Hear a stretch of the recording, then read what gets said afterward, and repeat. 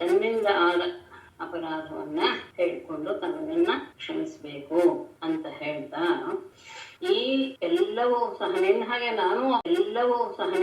ನಾನು ಒಬ್ಬ ಅಂತ ಭಾವಿಸ್ಕೊಂಡ್ಬಿಟ್ಟಿದ್ದೆ. ಅದ ಅಲ್ಲ. ಯಾಕೆಂದ್ರೆ ನೀನೊಬ್ಬನೇ ಸತ್ಯ, ನೀನೇ ಅವ್ಯಕ್ತನಾದಂತ, ಅಂದ್ರೆ ಯಾರ ಕಣ್ಣಿಗೋ ಕಾಣ್ತಾ ಇರುವಂತಹ ಆತ್ಮಸ್ವರೂಪನು ನೀನೆ, ಸನಾತನ ಪುರುಷ, ಸ್ವಯಂ ಜ್ಯೋತಿ, ಅನಂತ, ಎಲ್ಲವೂ ಹೌದು. ಆನಂದ ಘನ ನಾಶ ಅವಿಕಾರಿ, ನೀನು ನಾಶ ಇಲ್ದೇ ಇರೋನು, ನಿರಂಜನ ಪೂರ್ಣ ಅದ್ವಯ, ಮತ್ತೆ ಯಾವ ಉಪಾಧಿಯೂ ಸಹ ನಿನ್ನನ್ನ ಆವರಿಸ್ಕೊಳ್ಳೋದಿಲ್ಲ. ಅಮೃತ ಸ್ವರೂಪನೂ ಸಹ ನೀನೆ. ನಿನ್ನಂತಹ ಎಲ್ಲರನ್ನು ನಿನ್ನನ್ನ ನೋಡ್ಬೇಕು ಅಂತ ಹೇಳಿದರೆ ಎಲ್ಲರಲ್ಲಿಯೂ ನೀನು ಅಂತರ್ಯಾಮಿಯಾಗಿದ್ದೀಯ. ಆದರೂ ಸಹ ಗೊತ್ತಾಗಲ್ಲ ಅಂದ್ರೆ ಅದು ಗುರು ಎನ್ನುವಂತಹ ಸೂರ್ಯನ ಬೆಳಕಿನಿಂದ ಅಂದ್ರೆ ಜ್ಞಾನದಿಂದ ನಾವು ತಿಳ್ಕೊಳ್ಬಹುದು ನಿನ್ನ ಸ್ವರೂಪವನ್ನ. ಹಾಗೆ ಯಾರು ತಿಳ್ಕೊಳ್ತಾರೋ ಅವರಿಗೆ ಈ ಅಂದ್ರೆ ಸಂಸಾರ ಇದೆ ಅಂತ ಭಾವಿಸಿ, ಯದ್ಯಪಿ ಇಲ್ಲ ಆದರೂ ಇದೆ ಅಂತ ಭಾವಿಸಿ ಒದ್ದಾಡ್ತಾ ಇರ್ತಾರಲ್ಲ, ಅವರು ಆ ಸುಳ್ಳಾದ ಸಂಸಾರವನ್ನ ದಾಟ್ತಾರೆ. ಅಲ್ಲಿ ಹೇಳಿ ಆ 3 ಶಬ್ದಗಳ ವಿಷಯವನ್ನ ವಿಶೇಷವಾಗಿ ಹೇಳ್ತಾರೆ. ಇಲ್ದೇ ಇರೋದನ್ನ ದಾಟೋದು ಹೇಗೆ? ಇಲ್ದೇ ಇರೋದನ್ನ ದಾಟೋದಕ್ಕೆ ಜ್ಞಾನ ಬೇಕು ಅಂತ ಅದು ಬೇರೆ ಹೇಳ್ತಾ ಇದ್ದಾರೆ. ಆ ಜ್ಞಾನದಿಂದ ದಾಟ್ತಾರೆ, ದಾಟ್ತಾ ಹಾಗೆ ಕಾಣಿಸ್ತಾ ಇದೆ. ಅದು ಸಹ ಯಾವುದು? ಆ ಪ್ರತ್ಯೇಗಾತ್ಮ ಎನ್ನುವಂತಹ ಎಲ್ಲ ಹೇಳಿದ್ರಲ್ಲ, ಅದನ್ನ ಸ್ವಲ್ಪ ವಿವರಿಸ್ಕೊಂಡು ಹೇಳಿದ್ರು. ಆತ್ಮನನ್ನ ಆತ್ಮ ಅಂತಾನೇ ಅರಿತಿಲ್ದೇ ಇರುವಂತವರು ತಮ್ಮಲ್ಲಿರುವಂತಹ ಅಜ್ಞಾನವನ್ನ ಆಶ್ರಯಿಸಿಕೊಂಡಾಗ್ಲೇ ಅವರಿಗೆ ಈ ಎಲ್ಲ ಪ್ರಪಂಚವು ಉತ್ಪತ್ತಿ ಆದ ಹಾಗೆ ಕಾಣಿಸುತ್ತೆ. ಆದರೆ ಯಾವಾಗ ಅವರ ಅಜ್ಞಾನವನ್ನು ಕಳೆದುಕೊಂಡು ಬಿಡುತ್ತಾರೋ ಆಗ ಅವರಿಗೆ ಈ ಪ್ರಪಂಚ ಏನು ಅಲ್ಲ, ಇರುವುದು ಒಂದೇ ವಸ್ತು ಎನ್ನುವಂತಹ ಅರಿವು ಆಗತ್ತೆ. ಹೀಗೆ ಹಗ್ಗದಲ್ಲಿ ಹಾವಿನ ದೇಹ ನಮಗೆ ತೋರುತ್ತೆ. ಯಾವುದರಿಂದ? ಭ್ರಮೆಯಿಂದ, ಅಜ್ಞಾನದಿಂದ ಗೋಚರಿಸಿ ಕೊನೆಗೆ ಅದು ಹಾವು ಅಲ್ಲ, ಹಾವು ಅಲ್ಲ ಅದು ಹಗ್ಗ ಎನ್ನುವ ಜ್ಞಾನ ಬಂದಾಗ ಆ ಜ್ಞಾನ ಮೊದಲು ಬಂದಂತಹ ಮಾಯೆಯಿಂದ ಬಂದಂತಹ ಜ್ಞಾನ ಹೊರಟು ಹೋಗುತ್ತೆ. ಅಂದ್ರೆ ಅಮೃತವಾದಂತಹ ಸಂಸಾರವನ್ನ ನಾವು ಅಲ್ಲ ಅಂತ ತಿಳ್ಕೊಂಡ ಮೇಲೆ ನಿಜವಾದ ಅರಿವು ಆಗುತ್ತೆ.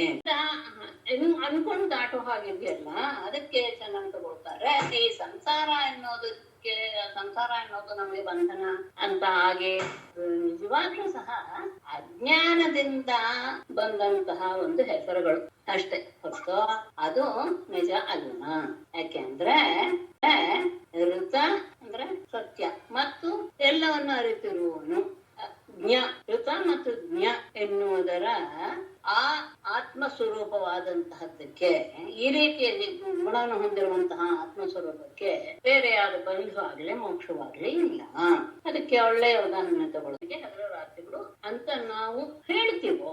ರಾತ್ರಿ ಆಯ್ತು ಅವನು ಮುಳುಗದ, ಹಗಲಾಯ್ತು ಬಂದ ಇತ್ಯಾದಿ ಎಲ್ಲ ಅಷ್ಟೇನೆ ನಾವು ಅವನು ಹೇಳ್ತೇವೆ. ಆದ್ರೆ ಹೇಗೆ ಅವನಲ್ಲಿ ಹಗಲು ಇಲ್ಲ ರಾತ್ರಿಯೂ ಇಲ್ಲ, ಇರೋದು ಒಬ್ಬನೇ ಸೂರ್ಯ ಎನ್ನುವಂತಹ ಜ್ಞಾನ ನಮಗೆ ಬರೋದು ಹೇಗೋ ಹಾಗೆ ಬಂಧ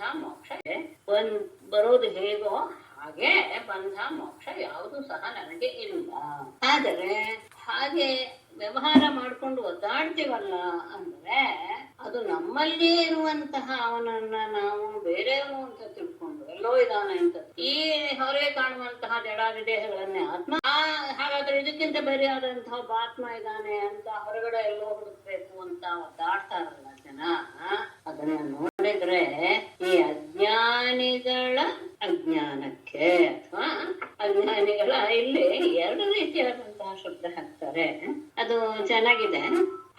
ಅಹುತ ಅಂತ ಅಜ್ಞ ಅಂದ್ರೆ ಏನು ತಿಳಿಬೇಕಂತಾರೆ. ಅಜ್ಞಾನಿಗಳಾದಂತಹ ಜನತ ಅಂದ್ರೆ ಜನಸಮೂಹ, ಅವರ ಜ್ಞಾತ ಅಂತಾದ್ರೂ ತಗೊಳ್ಬಹುದು, ಅಜ್ಞಾತ ಅಂತ ಬೇಕಾದ್ರೂ ತಗೊಳ್ಬಹುದು.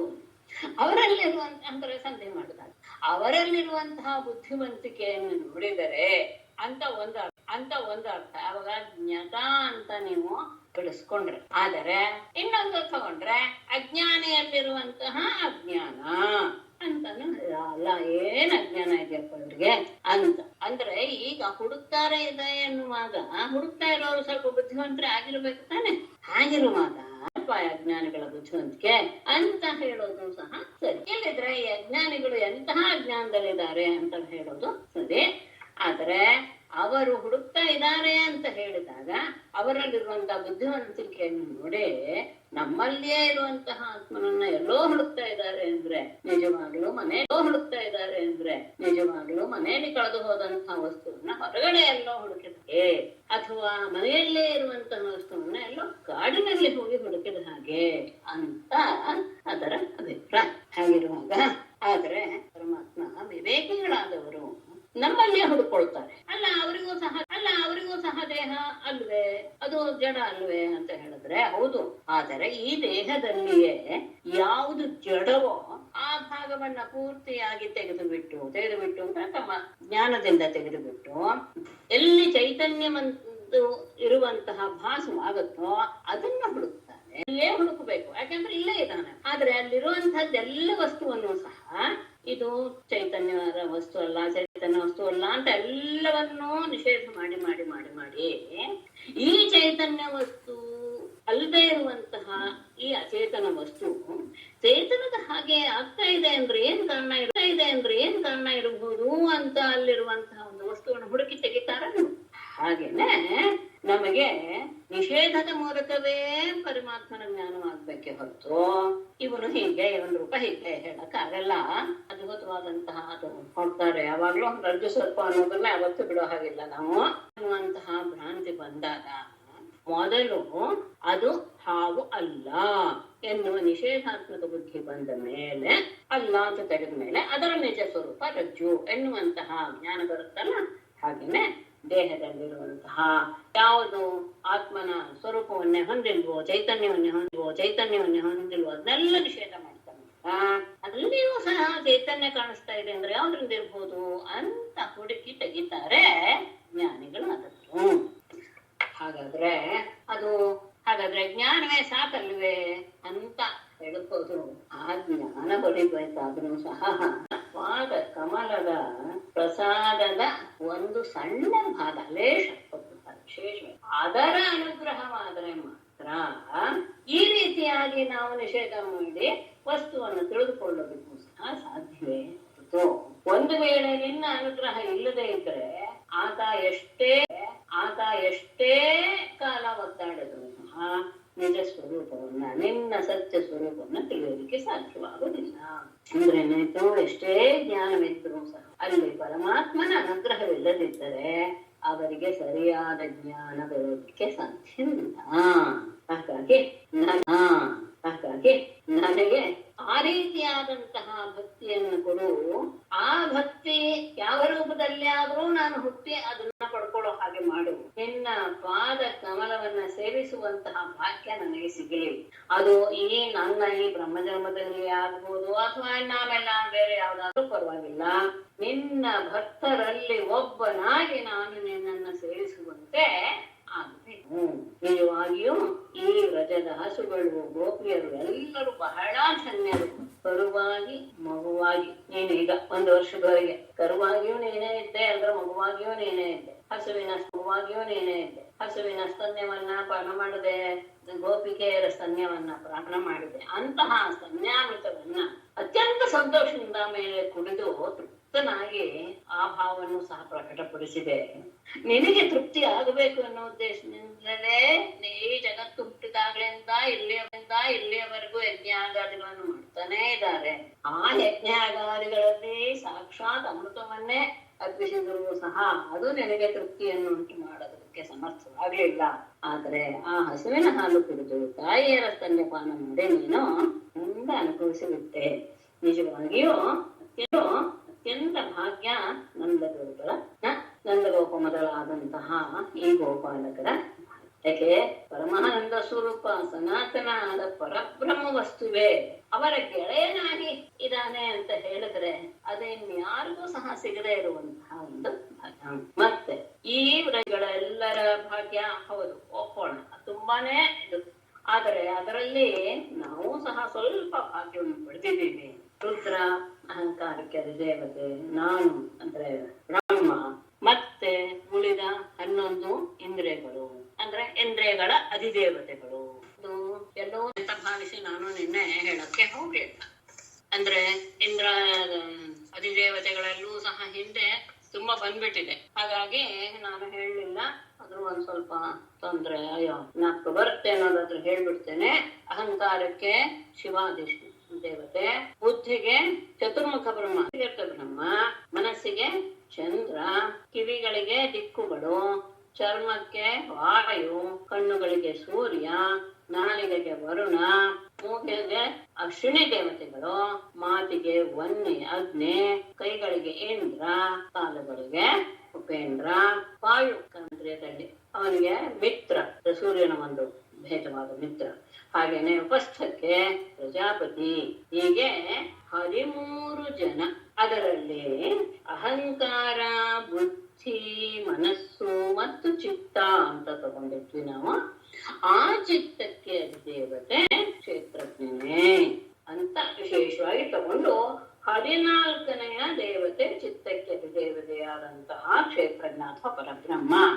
ಅಂತಹ ಕ್ಷೇತ್ರಜ್ಞನಾದಂತಹ ನಿನ್ನನ್ನ ನಾವು 13 ದೇವತೆಗಳು ಸೇವಿಸ್ತಾ ಇದ್ದೀವಿ ಅನ್ನೋದು ಅಭಿಪ್ರಾಯ ಇದೆ. ಅಂದ್ರೆ ನಾವೆಲ್ಲ ಒಂದೊಂದು ಇಂದ್ರಿಯಗಳ ಮೂಲಕ, ಯಾಕೆಂದ್ರೆ ಪ್ರತಿಯೊಬ್ಬರಲ್ಲೂ ಇಂದ್ರಿಯಗಳಿವೆ, ಬ್ರಹ್ಮ ಇದ್ದಾನೆ, ಚಂದ್ರ ಇದ್ದಾನೆ, ಎಲ್ಲೂ ಇದ್ದಾನೆ, ಈ ಮನಸ್ಸಿದೆ, ಎಲ್ಲೂ ಇದೆ. ಹಾಗಾಗಿ ಎಲ್ಲಾ ದೇವತೆಗಳು ಅಲ್ಲಿ ಇರ್ಲೇಬೇಕು. ಆದ್ರೆ ಅವರೆಲ್ಲರೂ ಒಂದೊಂದು ಇಂದ್ರಿಯಗಳಿಗೆ ಅಧಿದೇವತೆಗಳಾದ್ರಿಂದ ನಾವು ಆ ಒಂದೊಂದು ಇಂದ್ರಿಯದ ಮೂಲಕ ನಿನ್ನ ಕೀರ್ತಿ ಸೌಂದರ್ಯಾದಿಗಳನ್ನ ನಾವು ಕ್ರಮವಾಗಿ ಅನುಭವಿಸಿದೆ. ಆದರೆ ಸಕಲೇಂದ್ರಿಯಗಳಿಂದಲೂ ಸಹ ನಿನ್ನನ್ನ ಸೇವಿಸ್ತಾ ಇರುವಂತಹ ಈ ವ್ರಜವಾಸಿಗಳ ಬಗ್ಗೆ ಧನ್ಯತೆ ಹೇಳೋದು ನಿಜವಾಗಿಯೂ ಸಹ ಅದು ನಮಗೆ ನಿಲುಕುವಂತಹದ್ದು ಅಲ್ಲ.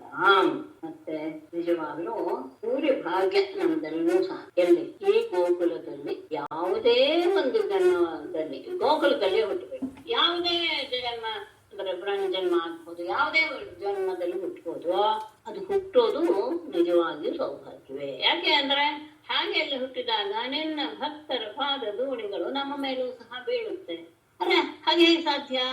ಅದು ಅದರಿಂದ ಸಾಧ್ಯ, ಅದರಿಂದ ಪುಣ್ಯಾತ್ಮರಾಗ್ತಾರೆ ಅಂದ್ರೆ ಆಗ್ಬೋದು. ಯಾಕೆಂದ್ರೆ ಯಾವ ಪ್ರಜವಾಸಿಗಳ ಗೋಪಾಲಕರ ಜೀವನ ಪೂರ್ಣ ಜೀವಿತ ಹೇಳ್ಬಿಟ್ಟಿದ್ದಾರೆ. ಹುಟ್ಟಿದ್ರಿಂದ ಸಾಯೋವರೆಗೂ ಸಹ ಅದು ನಿನ್ನದೇ ಜೀವನ ಆಗ್ಬಿಟ್ಟಿದೆ. ಹಾಗಾಗಿ ನೀನು ಬೇರೆ ಅಲ್ಲ, ಅವ್ರು ಬೇರೆ ಅಲ್ಲ ಅಂತ ಹೇಳಿದಾಗ ಅವರ ಪಾದಗಳ ಧೂಳಿ ಸಿಗುವುದು ಸಹ ನಿನ್ನ ಪಾದ ಧೂಳಿ ಸಿಕ್ಕದ ಹಾಗೇ ಆಗತ್ತೆ. ಹಾಗಾಗಿ ಅದು ಎಲ್ಲಿ ಯಾವ ರೀತಿಯ ಜನ್ಮವನ್ನು ತಾಳಿದ್ರೂ ಸಹ ಅದು ಶ್ರೇಷ್ಠವೇ. ಯಾಕೆಂದ್ರೆ ನಿನ್ನ ಪಾದ ಧೂಳಿಯನ್ನ ಈಗಲೂ ಸಹ ಶ್ರುತಿಗಳು ಹುಡುಕ್ತಾನೆ ಇವೆ ಅಂತ. ಆದರೆ ಅದು ಅನಾಯಾಸವಾಗಿ ಇವರಿಗೆ ಸಿಕ್ಕಿಬಿಟ್ಟಿದೆ. ಅಲ್ಲಿನ ಹುಟ್ಟಿದಾಗ ನಮಗೂ ಅದರ ಪ್ರಾಪ್ತಿ ಆಗತ್ತೆ ಅಂತ ಹೇಳಿ ಇದು ಅದ್ಭುತವಾದಂತಹದ್ದು. ನನಗೆ ತುಂಬಾ ಖುಷಿ ಆಗುತ್ತೆ. ಇಷ್ಟು ಹರಿವು ಮೇಡಮ್, ವೇದಗಳು ಪಾದ ಧೂಳಿನ ಹುಡುಕ್ತಾ ಇವೆ ಅಂತಂದ್ರೆ ಅದನ್ನ ಸ್ವರೂಪವೇ ಗೊತ್ತಾಗಿಲ್ಲ ತಾನೆ. ಶ್ರುತಿಗಳು ಸಹ ಏನ್ ಹೇಳ್ತಾ ಇವೆ? ಇದಲ್ಲ ಅಂತ ತಾನೇ ಹೇಳ್ತಾ ಇವೆ. ಎಲ್ಲರೂ ಹೇಳ್ತಾರೆ ಆತನ ಪಾದ ಧೂಳಿ ನಮ್ಮ ತಲೆ ಮೇಲೆ ಬಿದ್ದರೆ ಸಾಕು ಅಂತ ಹೇಳೋದು ಹೌದು, ಎಲ್ಲರೂ ಹೇಳ್ತಾರೆ, ಶ್ರುತಿಗಳು ಹೇಳುತ್ತೆ. ಆದ್ರೆ ಶ್ರುತಿಗಳು ಪಾದ ಧೂಳಿಯನ್ನ ಕಂಡು ಹಿಡಿಯಕ್ಕೆ ಸಾಧ್ಯವಾಗಿವೆ. ಯಾಕೆಂದ್ರೆ ಎಲ್ಲದಕ್ಕೂ ನಾವು ಶ್ರುತಿಯನ್ನೇ ಆಧಾರವಾಗಿ ಇಟ್ಕೊಳ್ಳೋದು ಪರಮಾತ್ಮನ ಅಸ್ತಿತ್ವಕ್ಕೆ. ಅವುಗಳು ಸಹ ಸರಿಯಾಗಿ ತಿಳಿಸ್ಕೊಡಕ್ ಆಗ್ತಾ ಇಲ್ಲ ಪರಮಾತ್ಮನ ಸ್ವರೂಪವನ್ನ. ಅಂದ್ರೆ ಪಾದ ಧೂಳಿ ಎನ್ನುವುದು, ನಿನ್ನ ಪಾದ ಧೂಳಿ ಅನ್ನೋದು ಇವರಿಗೆ ಸಿಕ್ಕಿದೆ ಅಂತ ಅಂದ್ರೆ, ಇವರಿಗೆ ಸಿಕ್ಕಿದೆ ಅಂದ್ರೇನು? ಅವರು ಪಾದ ಧೂಳಿ ಬೇರೆ ಅಲ್ಲ, ನಿನ್ನ ಪಾದ ಧೂಳಿ ಬೇರೆ ಅಲ್ಲ, ಇವರಿಗೆ ಸಿಕ್ಕಿದೆ ಅಂತ ಆದರೆ ಅಲ್ಲಿ ಇದ್ದಾಗ ನಮಗೂ ಸಿಗುತ್ತೆ. ಆದರೆ ಶ್ರುತಿಗಳಿಗೂ ಸಹ ಇದರ ಬಗ್ಗೆ ಸರಿಯಾದ ಅರಿವಿಲ್ಲ. ಶ್ರುತಿಗಳು ಸಹ ಸೋತು ಹೋಗಿವೆ ಈ ವಿಷಯವನ್ನು ತಿಳಿಸ್ಕೊಡುವಾಗ. ಎಲ್ಲರೂ ಶ್ರುತಿಯಲ್ಲಿ ನೋಡಿದ್ರೆ ಗೊತ್ತಾಗುತ್ತೆ ನಮ್ಗೆ. ಯಾವುದು ಸಹ ನೇರವಾಗಿ ಅಲ್ಲಿ ಹೇಳಿ ನೇತಿ ಇತ್ಯೇವ. ಹಾಗಾಗಿ ಪಾದಗಳಿಗೂ ಸಹ ಹಾಗೇನೆ ಅಂತ ತಗೊಂಡಿದ್ದಾರೆ. ಆಮೇಲೆ ಇದು ಅದ್ಭುತವಾದಂತದ್ದು. ಇಷ್ಟು ಅಂದ್ರೆ ತಾವು ಬೇರೆ ಅಲ್ಲ, ಕೃಷ್ಣ ಬೇರೆ ಅಲ್ಲ ಎನ್ನುವ ಭಾವದಲ್ಲಿ ಗೋಕುಲವಾಸಿಗಳಿದ್ದಾರೆ ಅಂತ ನೀನು ಅವರಿಗೆ ಏನನ್ನು ಕೊಡ್ತೀಯ ಅಂದ್ರೆ, ಅವ್ರು ಹೀಗೆ ನಿನ್ನನ್ನು ಆರಾಧಿಸ್ತಾ ಇದ್ದಾರೆ ಅಂದ್ರೆ ನೀನು ಅವ್ರಿಗೆ ಏನಾದ್ರು ಫಲಸ್ವರೂಪ ಕೊಡ್ಬೇಕು ತಾನೆ. ಫಲಸ್ವರೂಪವಾಗಿ ಕೊಡ್ಬೇಕು ಅಂದ್ರೆ ನನ್ನನ್ನೇ ಕೊಡ್ಕೊಂಡ್ಬಿಟ್ಟಿದ್ದೀನಲ್ಲ ಇನ್ನೇನು ಅಂತ ನೀನು ಹೇಳ್ಬೋದು. ಆದ್ರೆ ನಿನ್ನ ಸ್ವರೂಪವನ್ನ ಈಗಾಗಲೇ ಇವರೆಲ್ಲ ಪಡ್ಕೊಂಡಿದ್ದಾರೆ. ಏನೋ ಇವರಷ್ಟು ಯಾರು ಪೂಜೆ ಮಾಡಿಲ್ಲ. ಪೂತನೆ ಆಗ್ಬಹುದು, ಅವರ ಸಹೋದರ ದಾಸರ ಬಗಾಸರ ಇವರೆಲ್ಲರೂ ಸಹ ನಿನ್ನ ಸ್ವರೂಪವನ್ನು ಪಡ್ಕೊಂಡ್ ಬಿಟ್ಟಿದ್ದಾರೆ. ಮತ್ತೆ ಅವರೆಲ್ಲ ಹೇಗಿದ್ರು, ಸಾಧ್ವಿಯ ಹಾಗೆ ಬಂದ್ಲು ಅವಳು, ಆದ್ರೆ ಮನಸ್ಸಿನಿಂದ ಅತ್ಯಂತ ಕ್ರೂರಳಾಗಿದ್ಲು. ಎಲ್ಲರೂ ಅಷ್ಟೇ, ಅವಳು ಇವರಂತೂ ರಾಕ್ಷಸರಾಗೆ ಬಂದ್ರು, ಅವಳಂತೂ ಅತ್ಯಂತ ಸೌಜನ್ಯವರಿಗೂ ಸಹ ನೀನು ನಿನ್ನ ಸ್ವರೂಪವನ್ನೇ ಕೊಟ್ಟು ಬಿಟ್ಟಿದೀಯಾ ಅಂತ. ಆದರೆ ಅದರ ವಿಷಯ ಬಕರ ವಿಷಯ ಎಲ್ಲ ನಾವು ನೋಡು, ಎಲ್ಲರೂ ಅವ್ರು ಅಪ್ಪನ ಸ್ವರೂಪವನ್ನು ಪಡ್ಕೊಂಡ್ಬಿಟ್ರು. ಹಾಗಾದಾಗ ಇವರು ಎಲ್ಲವನ್ನೂ ನಿನ್ಗೆ ಅರ್ಪಿಸ್ಬಿಟ್ಟಿದ್ದಾರೆ. ತಮ್ಮ ಮನೆ ಹಾಕ್ಬೋದು, ಹಣ ಹಾಕ್ಬೋದು, ತಮ್ಮವರು, ಸ್ನೇಹಿತರು, ತಮ್ಮ ಶರೀರ, ಮಕ್ಕಳು, ಪ್ರಾಣ, ಮನಸ್ಸು ಎಲ್ಲವನ್ನು ಕೊಟ್ಕೊಂಡ್ಬಿಟ್ಟಿದ್ದಾರೆ ಅಂದಾಗ ನೀನು ಅವರಿಗೆ ಕೇವಲ ನಿನ್ನ ಸ್ವರೂಪವನ್ನು ಕೊಟ್ಟು ಋಣಮುಕ್ತನಾಗಕ್ಕೆ ಸಾಧ್ಯನಪ್ಪ? ಯಾಕೋ ಇದ್ರ ಬಗ್ಗೆ ನನಗೆ ನೀನು ಹೇಗೆ ಇವರಿಂದೆಲ್ಲ ಋಣಮುಕ್ತನಾಗ್ತೀಯ ಅನ್ನುವ ಒಂದು ಸಂದೇಹ ನನ್ನ ಮನಸ್ಸಿಗೆ ಕಾಡ್ತಾ ಇದೆ. ಪುತ್ರಾಪಿಯನ್ನು ಮುಖ್ಯತೆ ನಹ ಚೇತಃ ಅಂತ ವಿಶೇಷವಾಗಿ ಹೇಳಿದ. ಅದು ಅದ್ಭುತವಾದಂತ. ಆಮೇಲೆ ಅಂದ್ರೆ ನೀತರಾಗಾದಿ ಅಂದ್ರೆ ಸನ್ಯಾಸಿಗಳಿಗೆಲ್ಲಾನು ಸಹ ನನ್ನನ್ನ ಹೊಂದೋದೇ ಅವ್ರಿಗೆ ಪ್ರಧಾನವ ಅಂತ ಅಷ್ಟೇ ಸಾಕಾಗುತ್ತಲ್ವೇ ಅಂತ ಏನಾದ್ರು ಹೇಳಿದ್ರೆ ಇಲ್ಲ, ಎಲ್ಲಿಯವರೆಗೂ ಜೀವಾತ್ಮರು ನಿನ್ನವರೇ ಅಂತ ಆಗೋದಿಲ್ವೋ ಹಾಗೆ ಆಗುವ ತನಕ ಅವರಲ್ಲಿರುವಂತಹ ದೋಷಗಳು ಅವರನ್ನ ಬೇಲಾರಿಗೆ ಎಳೆದು ಬಿಡುತ್ತವೆ. ಅವರಿಗೆ ಮನೆ ಕಾರಾಗೃಹದ ಹಾಗೆ ಕಾಣುತ್ತೆ, ಮೋಹ ಎನ್ನುವುದು ಸಂಕೋಲೆಯ ಹಾಗೆ ಕಾಣುತ್ತೆ. ಆದರೆ ಇವರು ಯಾರು ಸಹ ಬೇರೆಯವರು ತಿಳ್ಕೊಂಡೇ ಇಲ್ಲ, ನಿನ್ನನ್ನೇ ತಾವು ಅಥವಾ ತಮ್ಮನ್ನೇ ನೀನು ಅಂತ ಭಾವಿಸ್ಬಿಟ್ಟಿದ್ದಾರೆ. ಅವರಿಗೆ ಮೋಹ ಎನ್ನುವುದು ನಿನ್ನ ಮೇಲೆ ಇತ್ತು ಹೋಗಿದೆ. ಆಗಿರುವಾಗ ಅವರಿಗೆ ನೀನು ಇದಕ್ಕಿಂತ ಹೆಚ್ಚು ಕೊಡ್ಲೇಬೇಕಾಗತ್ತೆ. ಯೋಗಿಗಳಿಗಿಂತ ಹೆಚ್ಚು ಆರಾಧನೆ ಮಾಡ್ತಿದ್ದಾರೆ ನಿನ್ನ ಈ ವ್ರಜವಾಸಿಗಳು, ಆ ಯತಿಗಳಿಗಿಂತ ಇವರು ಹೆಚ್ಚಿನವರೇ ಅಂತ ಹೇಳಿ ನೀನು ಜಗತ್ತಿನ ಯಾವ ವ್ಯವಹಾರಕ್ಕೂ ನೀನು ಸಿಲುಕಿದವನಲ್ಲ. ಆದರೆ ಈ ಪ್ರಪಂಚದಲ್ಲಿ, ಈ ಭೂಲೋಕದಲ್ಲಿ ಹುಟ್ಟಿ ಎಲ್ಲರಿಗೂ ಸಹ ಆನಂದವನ್ನು ಉಂಟು ಮಾಡ್ತಾ ಇದೆಯಾ. ಯಾಕೆ ಅಂದ್ರೆ ನಿನ್ನನ್ನ ಆಶ್ರಯಿಸುವಂತಹ ಭಕ್ತರಿಗೆ ಅಪರಿಮಿತವಾದಂತಹ ಆನಂದದ ಆಧಿಕ್ಯವನ್ನ ಕೊಡೋದಕ್ಕೋಸ್ಕರ. ಅಪರಿಮಿತವೇ ಸಾಕು. ಆದರೆ ಹೆಚ್ಚು ಹೇಳೋದ್ರಿಂದ ಏನು ಪ್ರಯೋಜನ ಇಲ್ಲ. ನಿನ್ನ ಮಹಿಮೆಯನ್ನು ತಿಳಿಯೋರು ಕಲಿತಾ ಇರ್ತಾರೆ, ಯಾವುದೋ ಜ್ಞಾನದಿಂದ ಅಥವಾ ಯಾವುದೋ ಭಕ್ತಿಯಿಂದ. ಆದರೆ ನನಗಂತೂ ನಿನ್ನ ಮಹಿಮೆ ತಿಳಿಯೋದಕ್ಕೆ ಸಾಧ್ಯವೇ ಆಗಿಲ್ಲ. ಮಾತಾಗಲಿ ಶರೀರವಾಗಲಿ ಅದು ಮೂರರಿಂದಲೂ ಸಹ ಕಾಯೇನ ವಾಚ ಮನಸ ನಿನ್ನ ಅರ್ಸ್ಕೊಳ್ಳಕ್ಕೆ, ನಿನ್ನ ಮಹಿಮೆಯನ್ನು ಅರ್ಸ್ಕೊಳ್ಳೋದಕ್ಕೆ ಅವುಗಳು ಅಸಮರ್ಥವಾಗಿ ಬಿಟ್ಟಿದೆ ಅಂತ ಹೇಳಿ ನಾನು ಮತ್ತೆ ನನ್ನ ಸತ್ಯಲೋಕಕ್ಕೆ ಹೊರಡಬೇಕು. ನಿನ್ನನ್ನೇ ಎಲ್ಲದಕ್ಕೂ ಸಾಕ್ಷಿಯಾದವನು ಅಂತ ನಾನು ತಿಳಿದಿದ್ದೇನೆ. ಸ್ವಯ ನೀನೇನೆ, ಇಡೀ ಬ್ರಹ್ಮಾಂಡವೇ ಏನು, ಎಲ್ಲ ಬ್ರಹ್ಮಾಂಡಗಳು ನಿನ್ನಲ್ಲಿಯೇ ಇದೆ. ಹಾಗಾಗಿ ನಿನ್ನ ಬಗ್ಗೆ ನಾನೇನು ಹೇಳಕ್ಕೆ ಆಗಲ್ಲ. ನನ್ನನ್ನು ಸಹ ನಿನ್ನ ಭಕ್ತ ಅಂತ ಭಾವಿಸಿಬಿಡು. ನಾನು ನನ್ನ ಲೋಕಕ್ಕೆ ಹೋಗೋದಕ್ಕೆ ಅನುಮತಿ ಕೊಡು ಅಂತ ಹೇಳಿ ನೀನೆ ಅಂಥವನು, ಸೂರ್ಯನೂ ಹೌದು ಚಂದ್ರನೂ ಹೌದು ಅಂತ ವಿಶೇಷವಾಗಿ ಹೊಲಿಸಿ. ಕೃಷ್ಣಿಕುಲ ಎನ್ನುವಂತಹ ಕಮಲಕ್ಕೆ ಆನಂದವನ್ನು ಉಂಟು ಮಾಡುವಂಥವನು. ಕಮಲ ಅರಳೋದು ಯಾವಾಗ?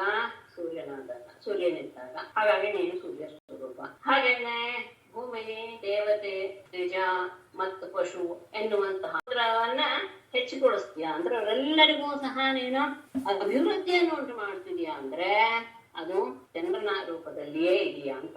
ಹಾಗೇನೆ ಪಾಖಂಡ ಧರ್ಮ ಎನ್ನುವಂತಹದ್ದಕ್ಕೆ ಅದು ಒಂದು ಕತ್ತಲೆ. ಆ ಕತ್ತಲೆಯನ್ನು ನಾಶ ಮಾಡುವಂತವನು ನೀನು. ಅವಾಗ ನೀನು ಸೂರ್ಯನೂ ಹೌದು ಚಂದ್ರೇ. ಆ ಕತ್ತಲೆಯನ್ನು ನಾಶ ಮಾಡುವಂತವನು ನೀನು. ಅವಾಗ ನೀನು ಸೂರ್ಯನೂ ಹೌದು ಚಂದ್ರನು. ಹಾಗಾಗಿ ಇಲ್ಲಿ ಹೇಳಿರುವಂತಹ ವಿಶೇಷ ಆಕಲ್ಪಂ, ನಾನು ನಿನ್ನೆ ಅರ್ಕಂ ಅಂತ ಹೇಳ್ಬಿಟ್ಟೆ ಅಂತ ಭಾವಿಸ್ತೇನೆ. ಆರ್ಕಂ, ಆಕಲ್ಪಂ ಆರ್ಕಂ ಅರ್ಹನ್ ಭಗವನ್ ನಮಸ್ತೆ ಅಂತ ವಿಶೇಷವಾಗಿ ಆರ್ಕಂ ಅಂತ ಹೇಳಿದ್ದಾರೆ. ಆರ್ಕಂ ಅರ್ಹನ್ ಆಕಲ್ಪಂ ಭಗವನ್ ತೇ ನಮಃ ಅಂತ. ಆರ್ಕಂ ಅಂದ್ರೆ ಸೂರ್ಯನಿಂದ ಹಿಡಿದು ಪ್ರತಿಯೊಬ್ಬರಿಗೂ ಸಹ ನೀನು ಪೂಜ್ಯ, ಭಗವನ್ ಪೂಜ್ಯ. ಅರ್ಹನ್ ಅಂದ್ರೆ ಪೂಜ್ಯ. ಹಾಗೇನೆ ಭಗವನ್ ಆಕಲ್ಪಂ ನನ್ನ ಕಲ್ಪ ಮುಗಿಯುವವರೆಗೂ ಸಹ ನಿನಗೆ ನಾನು ಪುನಃ ಪುನಃ ನಮಸ್ಕಾರ ಮಾಡ್ತೇನೆ ಅಂತ ಹೇಳಿ ತನ್ನ ಸ್ತುತಿಯನ್ನ ಮುಗಿಸಿ ಆತನಿಗೆ ಪ್ರದಕ್ಷಿಣೆ ಮಾಡಿ ನಮಸ್ಕಾರ ಮಾಡಿ ತನ್ನ ಲೋಕಕ್ಕೆ ತುಂಬಾ ವಿಸ್ತಾರವಾಗಿ ಹೇಳುತ್ತೇನೆ ತದವನು ಜ್ಞಾಪ್ಯ ಭಗವಾನ್ ಸ್ವಭುವಂ ಪ್ರಾಗವಸ್ಥಿತಾನ್ ವತ್ಸಾನ್ ಕುಲಿನಮಾನಿನ್ಯೇ ಯಥಾ ಪೂರ್ವಸಖಂ ಸ್ವಕಂ ಭಗವಾನ್ ತತಃ ಸ್ವಭುವಂ ಅನುಜ್ಞಾಪ್ಯ ಪ್ರಾಗವಸ್ಥಿತಾನ್ ವತ್ಸಾನ್ ಯಥಾ ಪೂರ್ವಸಖಂ ಸ್ವಕಂ ಕುಲಿನಂ ಆನಿನ್ಯೇ. ಭಗವಾನ್ ಕೃಷ್ಣನು ತತಃ ಬಳಿಕ ಅನುಜ್ಞಾಪ್ಯ ಆತನಿಗೆ ಒಪ್ಪಿಗೆಯನ್ನು ಕೊಟ್ಟು ಸ್ವಭುವಂ ಅನುಜ್ಞಾಪ್ಯ. ಸ್ವಭುವಂ ಅಂದ್ರೆ ತನ್ನ ಪುತ್ರನಾದಂತಹ ಬ್ರಹ್ಮನಿಗೆ ಅಂತ. ಸ್ವಭುವಂ ಅಂದ್ರೆ ತನ್ನಿಂದ ಹುಟ್ಟಿದಂತಹ ಅವನಿಗೆ ಒಪ್ಪಿಗೆ ಕೊಟ್ಟು ಪ್ರಾಗವಸ್ಥಿತಾನ್ ವತ್ಸಾನ್. ಆದ್ರೆ ಇದಕ್ಕೆ ಮೊದಲೇ ಬ್ರಹ್ಮ ಎಲ್ಲರನ್ನೂ ಸಹ ಅವರವರ ಎಲ್ಲೆಲ್ಲಿ ಸ್ಥಾನ ಇತ್ತು ಅಲ್ಲೆಲ್ಲ ಅವರವರನ್ನ ಕರುಗಳನ್ನ ಗೋಪಾಲಕರನ್ನೆಲ್ಲ ಕಳಿಸ್ಬಿಟ್ಟಿದ್ದಾನೆ. ಅಂತಹ ಗೋಪಾಲಕರನ್ನ ಮತ್ತು ಕರುಗಳನ್ನ ಎಲ್ಲರನ್ನೂ ಸಹ ಯಥಾ ಪೂರ್ವ ಸಖಂ ಸುಖಂ, ಮೊದಲು ಹೇಗೆ ಎಲ್ಲರೂ ಒಂದು ಕಡೆ ಸೇರಿದ್ದರು ಅಂತಹ ಸ್ವಕಂ ಪುಲಿನಂ, ತಾನು ಎಲ್ಲಿದ್ನೋ ಅಂತಹ ಆ ಮರಳಿನ ರಾಶಿ ಹತ್ರ ಆ ನಿನ್ನೆ ಅವರನ್ನೆಲ್ಲ ಕರೆದುಕೊಂಡು ಬಂದ. ಎಲ್ಲರನ್ನು ಬಿಟ್ಟಿದ್ದಾನ. ಎಲ್ಲರನ್ನು ಸಹ ಮೊದಲು ಯಾವ ಇದರಲ್ಲಿ ಇದ್ರು ಅಂದ್ರೆ ಈಗ ಕರುಗಳನ್ನ ನೋಡ್ಕೊಂಡು ಹೋಗಿದ್ದು, ಹಾಗಾಗಿ ಅವರೆಲ್ಲರನ್ನೂ ಸಹ ಕರುಗಳನ್ನೆಲ್ಲ ಅವನು ತನ್ನ ಆ ಪುಲಿನದ ಸ್ಥಾನಕ್ಕೆ ಬರುವಂತೆ ಅವರೆಲ್ಲ ಅಲ್ಲಿಗೆ ಬಂದಿದ್ರು. ಇವನು ಕರುಗಳನ್ನ ಅಲ್ಲಿಗೆ ಕರೆದುಕೊಂಡು ಬಂದ. ಈಗ 1 ವರ್ಷ ಆಗಿಬಿಟ್ಟಿದೆ, ಗಮನಿಸ್ಬೇಕು. ಆದ್ರೆ ಮಕ್ಕಳಿಗೆ ಯಾರಿಗೂ ಸಹ ಅದರ ಅರಿವೇ ಆಗಿಲ್ಲ. ಕೃಷ್ಣ ಕರುಗಳನ್ನ ಮುಂದೆ ಹೋಗ್ಬಿಟ್ರು ಅಥವಾ ಕರುಗಳನ್ನ ಕರ್ಕೊಂಡ್ ಬರಕ್ ಹೋಗಿದ್ದಾನೆ ಎನ್ನುವಂತಹ ಭಾವದಲ್ಲಿಯೇ ಇದ್ದಾರೆ. ಏಕಸ್ಮಿನ್ನಪಿ ಯಾತೇಭ್ಯೇ ಪ್ರಾಣೇಶಂ ಚಾಂತರಾತ್ಮನಃ ಕೃಷ್ಣ ಮಾಯಾ ಹತಾರಾಜನ್ ಕ್ಷಣಾರ್ಥಂ ಮೇ ನಿರೇರ್ಭಕಾಃ. ಏಕಸ್ಮಿನ್ ಅಬ್ಧೇ ಯಾತೆ ಅಪಿ, ಬೇಡ ಮೊದಲು ಬೇರೆ ತಗೊಳ್ಳಿ.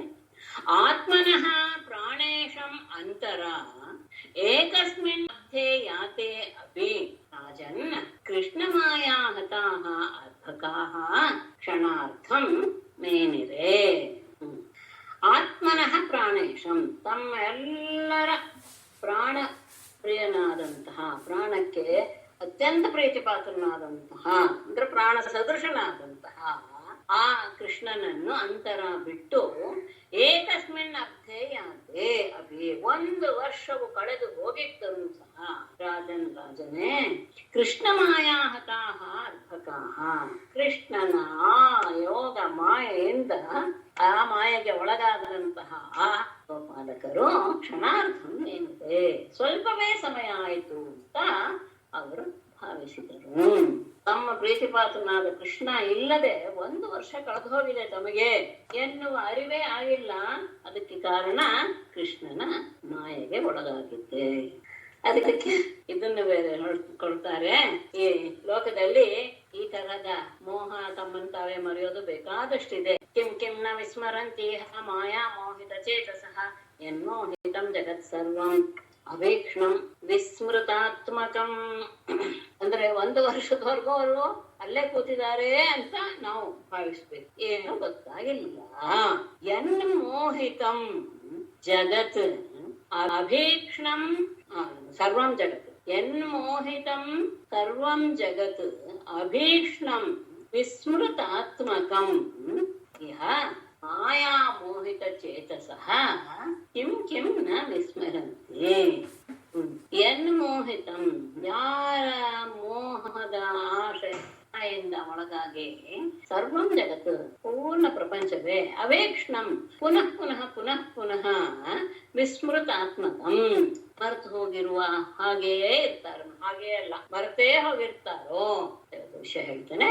ಅಂಥದ್ರಲ್ಲಿ ಈ ವಿಷಯದಲ್ಲಿ ಮಾಯಾ ಮೋಹಿತ ಚೇತಸಃ, ಮಾಯೆಯಿಂದ ಮೋಹಿತರಾದಂತಹ ಮನಸ್ಸುಳ್ಳವರು ಕಿಂ ಕಿಂ ನ ವಿಸ್ಮರಂತಿ, ಯಾವ್ದ್ಯಾವ್ದು ತಾನೇ ಮರೆಯುವುದಿಲ್ಲ.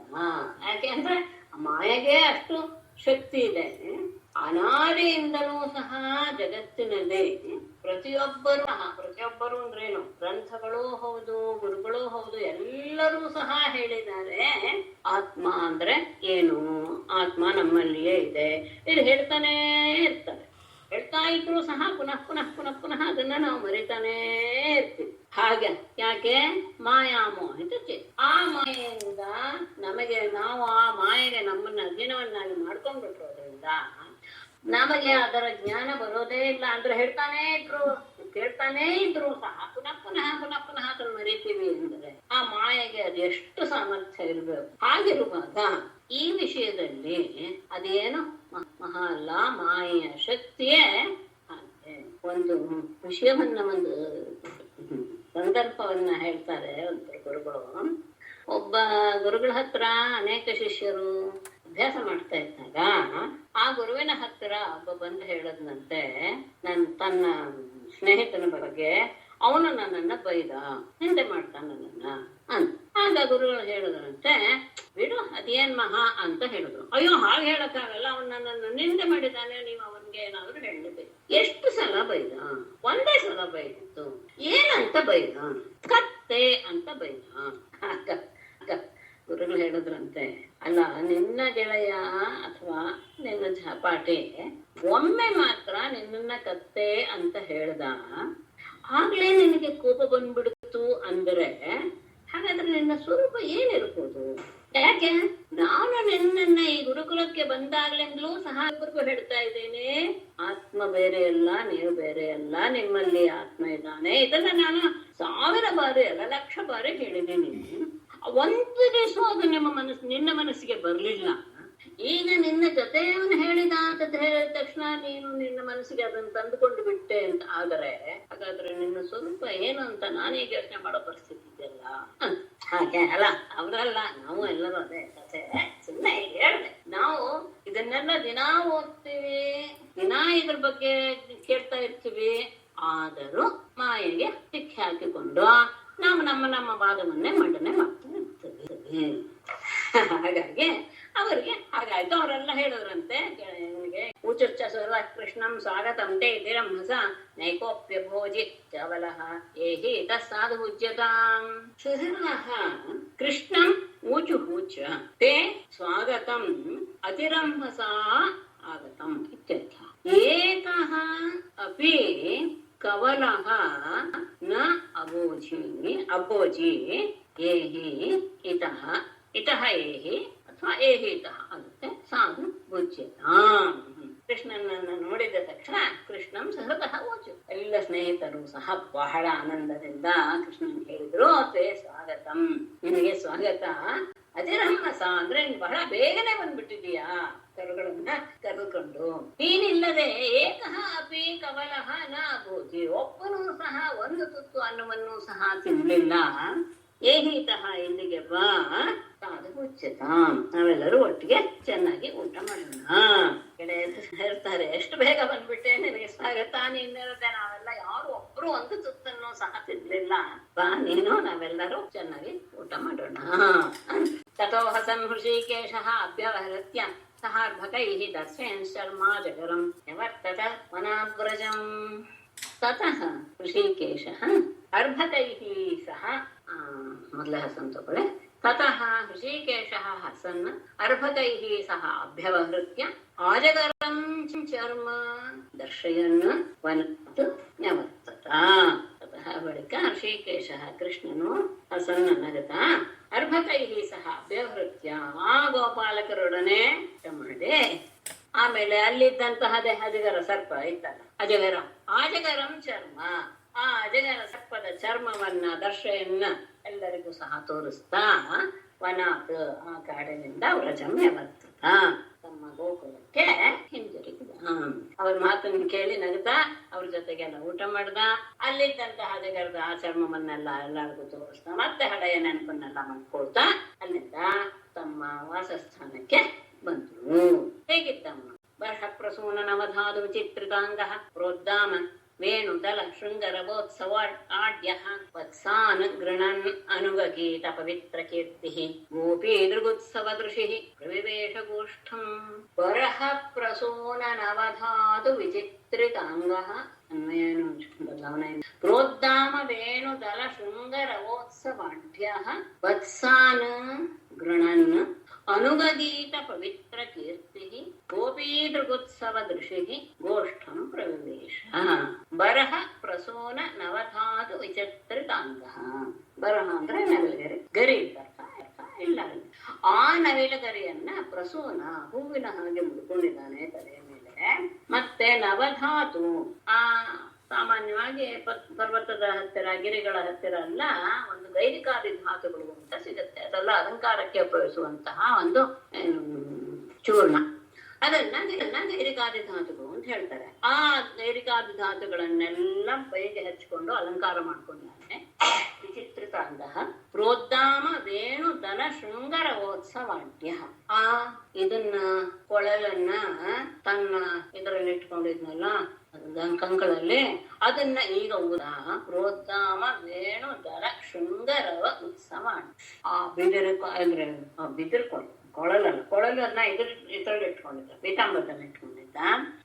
ಆಗ ತಾನು ಇಟ್ಕೊಂಡಂತಹ ಕೊಳಲು, ಕೊಂಬುಗಳು ಇವುಗಳನ್ನೆಲ್ಲ ತೆಗೆದು ಅದನ್ನ ನುಡಿಸ್ತಾ ಶೃಂಗ ಅಂದ್ರೆ ಆ ಕೊಂಬು, ವೇಣು, ಕೊಳಲು ಇವುಗಳಿಂದ ಹೊರಬಂದಂತಹ ಆ ಧ್ವನಿಯಿಂದ ಎಲ್ಲ ಕಡೆಯೂ ಉತ್ಸವೋ ಎನ್ನುವ ರೀತಿಯಲ್ಲಿ ಕಾಣಿಸ್ತಾ ಇದೆ.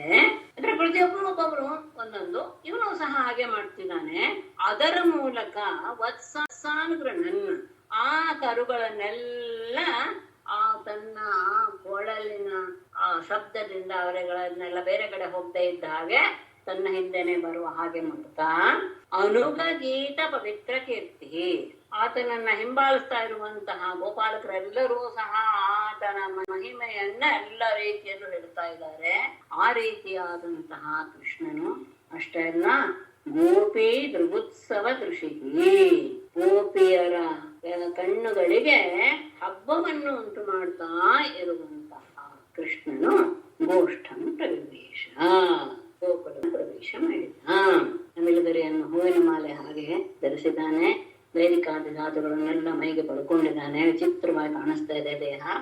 ಕೈಯಲ್ಲಿ ಆ ಕೊಳಲನ್ನ ಮತ್ತು ಕೊಂಬುಗಳು ಇವುಗಳ ಆ ನಾದವನ್ನ ಮಾಡ್ತಾ, ಅದು ಇವನೊಬ್ಬನೇ ಆಗಿರ್ಬೋದು ಅಥವಾ ಉಳಿದ ಗೋಪಾಲ ಇರ್ಬೋದು, ಅವರೆಲ್ಲರೂ ಸಹ ತಮ್ಮ ಆ ಕೊಳಲಿನ ಕೊಂಬಿನ ಮಧುರವಾದ ನಾದದಿಂದ ಕರುಗಳನ್ನ ಕರೀತಾ, ಮತ್ತೆ ಗೋಪಾಲಕರು ಇವನೊಬ್ಬನೇ ಅಂತ ಇಟ್ಕೊಳ್ಳೋದು ಒಳ್ಳೇದು ಅಂತ ಭಾವಿಸ್ತೇನೆ.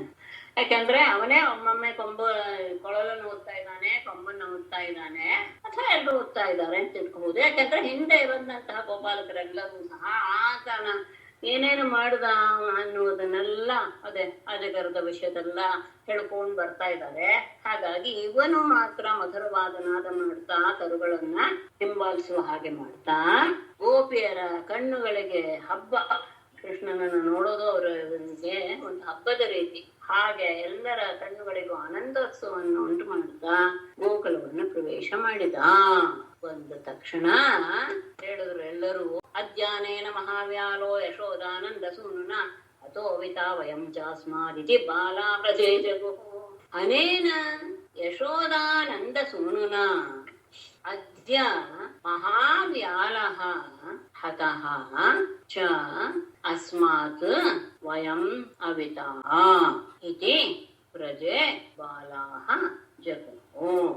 ಅನೇನ ಯಶೋದಾನಂದ ಸೂನುನ, ಈ ಯಶೋದೆ ಮತ್ತು ನಂದನ ಅತ್ಯಂತ ಪ್ರೀತಿಪಾತ್ರನಾದ ಮಗನಾದ ಕೃಷ್ಣನಿಂದ ಅದ್ಯ ಇಂದು ಮಹಾವ್ಯಾಲಃ ಒಂದು ದೊಡ್ಡ ಹೆಬ್ಬಾವು ಹತಃ ಕೊಲ್ಲಲ್ಪಟ್ಟಿತು. ಅಷ್ಟೇ ಅಲ್ಲ, ಚ ಅಸ್ಮಾತ್ ಆ ಹಾವಿನಿಂದ ವಯಂ ಅವಿತಾಹ ನಾವೆಲ್ಲರೂ ಸಹ ರಕ್ಷಿಸಲ್ಪಟ್ಟೆವು. ಯಾರಿಂದ? ಇವನಿಂದಲೇ. ಅವನು ಅದನ್ನ ಕೊಂದಾಕಿದ, ಅದು ನಮ್ಮನ್ನ ನುಂಗಿ ಬಿಟ್ಟಿತ್ತು. ಅಂತಹ ಸಂಕಟದಿಂದ ಇವನು ನಮ್ಮನ್ನ ಪಾರು ಮಾಡಿದ. ಈ ರೀತಿಯಾಗಿ ವ್ರಜೆ ಗೋಕುಲಕ್ಕೆ ಪ್ರವೇಶ ಮಾಡಿದ ಎಲ್ಲರೂ ಸಹ ಬಾಲಾಹ ಗೋಪಾಲಕರು ಜಗುಹು ತಮ್ಮ ತಂದೆ ತಾಯಿಯಂದರಿಗೆ ಇವತ್ತು ಯಶೋದೆಯ ಮತ್ತು ನಂದನ ಮಗನಾದ ಕೃಷ್ಣ ದೊಡ್ಡ ಹೆಬ್ಬಾವನ್ನು ಕೊಂದು ಹಾಕ್ಬಿಟ್ಟ. ಅಷ್ಟೇ ಅಲ್ಲ, ಅದು ನಮ್ಮನ್ನ ನುಂಗು ಬಿಟ್ಟಿತ್ತು, ಅದರಿಂದ ನಮ್ಮನ್ನು ಕಾಪಾಡುದ ಅಂತ ಎಲ್ಲ ಕಡೆಗೂ ಮನೆಯಲ್ಲಿ ಪ್ರತಿಯೊಬ್ಬರಿಗೂ ಸಹ ಹೇಳ್ಕೊಂಡು ಬಂದ್ರು. ರಾಜೋವಾಚ ಬ್ರಹ್ಮನ್ ಪರೋದ್ಭವೇ ಕೃಷ್ಣೇ ಇಯಾನ್ ಪ್ರೇಮ ಕಥಂ ಭವೇ ಯೋ ಭೂತಪೂರ್ವಸ್ತೋಕೇಶು ಸ್ವೋದ್ಭವೇಶ್ವಪಿ ಕಥ್ಯತಾಂ. ಬ್ರಹ್ಮನ್ ಪರೋದ್ಭವೇ ಕೃಷ್ಣೇ ಇಯಾನ್ ಪ್ರೇಮ ಕಥಂ ಭವೇತ್ ಯಃ ಸ್ವೋದ್ಭವೇಷು ಲೋಕೇಶು ಅಪಿ ಅಭೂತಪೂರ್ವಃ ಕಥ್ಯತಾಂ. ಬ್ರಹ್ಮನ್ ಪೂಜ್ಯರೇ, ಪರೋದ್ಭವೇ ಕೃಷ್ಣೇ, ಇನ್ನೊಬ್ಬರ ಮಗನಾದಂತಹ ಕೃಷ್ಣನ ವಿಷಯದಲ್ಲಿ ಯಾನ್ ಪ್ರೇಮ, ಇಷ್ಟೊಂದು ಪ್ರೀತಿ ಅನ್ನೋದು ಆ ಗೋಪಾಲಕರಿಗೆ ಕಥಂ ಭವೇತ್, ಹೇಗೆ ತಾನೇ ಉಂಟಾಯ್ತು? ಯಾಕೆ? ಯಾರು ಮಗ ಅವನು. ಹಾಗಾಗಿ ಯಾಕೆಂದ್ರೆ ಯಾವ ಆ ಪ್ರೇಮ ಸ್ವೋದ್ಭವೇಶು ತೋಕೇಶು, ತಮ್ಮಲ್ಲಿಯೇ ಹುಟ್ಟಿದಂತಹ ಮಕ್ಕಳ ವಿಷಯದಲ್ಲಿಯೂ ಸಹ ಅಭೂತಪೂರ್ವ, ಈ ರೀತಿಯಾಗಿ ಇರಲಿಲ್ಲ. ತಮ್ಮ ಮಕ್ಕಳ ವಿಷಯದಲ್ಲಿ ಈ ರೀತಿಯಾಗಿ ಇದ್ದಿದ್ದು ಸರಿ, ಆದರೆ ಅವನ ಇದ್ದಿರ್ಬೋದಾಯ್ತು. ಆದರೆ ಅದೂ ಇಲ್ಲದೆ ಯಾರೋ ಹೊಟ್ಟೆಯಲ್ಲಿ ಹುಟ್ಟಿದಂತಹ ಕೃಷ್ಣನ ಬಗ್ಗೆ ಇಂತಹ ಅಭೂತಪೂರ್ವವಾದಂತಹ ಪ್ರೇಮ ಹುಟ್ಟಿತು ಅಂದ್ರೆ ಇದಕ್ಕೆ ಕಾರಣ ಏನು ಹೇಳಿ ಅಂತ ಪರೀಕ್ಷಿತ್ ಕೇಳ್ತಾನೆ. ಅದ್ಭುತವಾದಂತಹ, ಎಲ್ಲರಿಗೂ ಅತ್ಯಂತ ಪ್ರೀತಿಪಾತ್ರನಾಗಿದ್ದ, ಒಬ್ಬರಿಗೆ ಇಬ್ಬರಿಗೆ ಅಂತಲ್ಲ, ಇಡೀ ಗೋಕುಲಕ್ಕೆ ಎಲ್ಲರೂ ಸಹ ಅವನು ಯಶೋದಾನಂದನ ಮಗ ಅನ್ನೋದು ಎಲ್ರಿಗೂ ಗೊತ್ತು. ಆದರೂ ಸಹ ತಮ್ಮ ಮಕ್ಕಳಲ್ಲಿ ಇಟ್ಟಂತಹ ಪ್ರೇಮಕ್ಕಿಂತ ಹೆಚ್ಚು ಪ್ರೇಮವನ್ನ ಅವನಲ್ಲಿ ಇಟ್ಟಿದ್ರು ಅಂದ್ರೆ ಯಾಕೆ ಎನ್ನುವ ಪ್ರಶ್ನೆಗೆ ಉತ್ತರ ಅದ್ಭುತವಾಗಿ ಕೊಟ್ಟಿದ್ದಾರೆ ಶುಕರು. ಶ್ರೀಶುಕೋವಾಚ ಸರ್ವೇಷಾಮಪಿ ಭೂತಾನಾಂ ನೃಪ ಸ್ವಾತ್ಮೈವ ವಲ್ಲಭಃ ಇತರೆ ಅಪತ್ಯ ವಿತ್ತಾತ್ಯಾಹ ತದ್ವಲ್ಲಭದಯೈವ ಹಿ. ಯಾಜ್ಞವಲ್ಕ್ಯ ಬೃಹದಾರಣ್ಯಕ ಉಪನಿಷತ್ತನ್ನು ಸ್ವಲ್ಪ ಜ್ಞಾಪಿಸ್ಕೋಬಹುದೀಗ. ನೃಪ ಸರ್ವೇಷಾಂ ಭೂತಾನಾಂ ಅಪಿ ಸ್ವಾತ್ಮ ಏವ ವಲ್ಲಭಃ ಅಪತ್ಯ ವಿತ್ತಾದ್ಯಾಹ ಇತರೆ ತತ್ ವಲ್ಲಭತೆಯಾ ಏವ ಹಿ. ಸರ್ವೇಷಾಂ ಭೂತಾನಾಂ ಅಪಿ, ಎಲ್ಲ ಜೀವಿಗಳಿಗೂ ಸಹ, ನೃಪ ರಾಜನೇ, ಸರ್ವೇಷಾಂ ಭೂತಾನಾಂ ಅಪಿ, ಎಲ್ಲ ಜೀವಿಗಳಿಗೂ ಸಹ ಸ್ವಾತ್ಮ ಏವ ವಲ್ಲಭಃ, ತಮ್ಮ ಆತ್ಮ ಎನ್ನುವುದೇ ಅತ್ಯಂತ ಪ್ರೀತಿ ಪಾತ್ರವಾದದ್ದು. ಅಪತ್ಯ ವಿತ್ತಾದ್ಯಾಹ, ತಮ್ಮ ಮಕ್ಕಳು, ಹಣ ಮೊದಲಾದವುಗಳು, ಇತರೆ ಇವುಗಳೆಲ್ಲವೂ ಸಹ ತತ್ ವಲ್ಲಭತೆಯ ಏವ ಹಿ, ಆ ಆತ್ಮಕ್ಕೆ ಪ್ರೀತಿ ಆದ್ದರಿಂದ ಮಾತ್ರ ಅವುಗಳ ಪ್ರೀತಿ. ಎಲ್ಲದರ ಬಗ್ಗೆನೂ ಪ್ರೀತಿ ಇರುತ್ತೆ, ಆದರೆ ಅತ್ಯಂತ ಪರಮ ಪ್ರೀತಿ ಯಾವುದ್ರಲ್ಲಿರುತ್ತೆ ಅಂದ್ರೆ ತಮ್ಮ ಆತ್ಮನ ವಿಷಯದಲ್ಲಿಯೇ ಇರುತ್ತೆ. ಅಲ್ಲಿ ಉಳಿದದ್ದೆಲ್ಲ ಇರುತ್ತಲ್ಲ, ತನ್ನ ಮಕ್ಕಳ ಬಗ್ಗೆನೂ ಇರುತ್ತಲ್ಲ, ಹೌದು, ಮಕ್ಕಳು, ಹಣ ಎಲ್ಲದರ ಮೇಲೆ ಇರುತ್ತಲ್ಲ ಪ್ರೀತಿ. ಯಾಕಿರುತ್ತೆ ಅಂದ್ರೆ ಅದು ತಮ್ಮ ಆತ್ಮಕ್ಕೆ ಸಂತೋಷವನ್ನು ಉಂಟು ಮಾಡ್ತಾ ಇರೋದ್ರಿಂದಲೇ ಇದೆಯೇ ಹೊರತು ಪ್ರಧಾನವಾದದ್ದು ಆತ್ಮನ ಬಗ್ಗೆ, ಆತ್ಮನ ಪ್ರೀತಿಗೋಸ್ಕರನೇ ಪ್ರತಿಯೊಂದು ಇದೆ.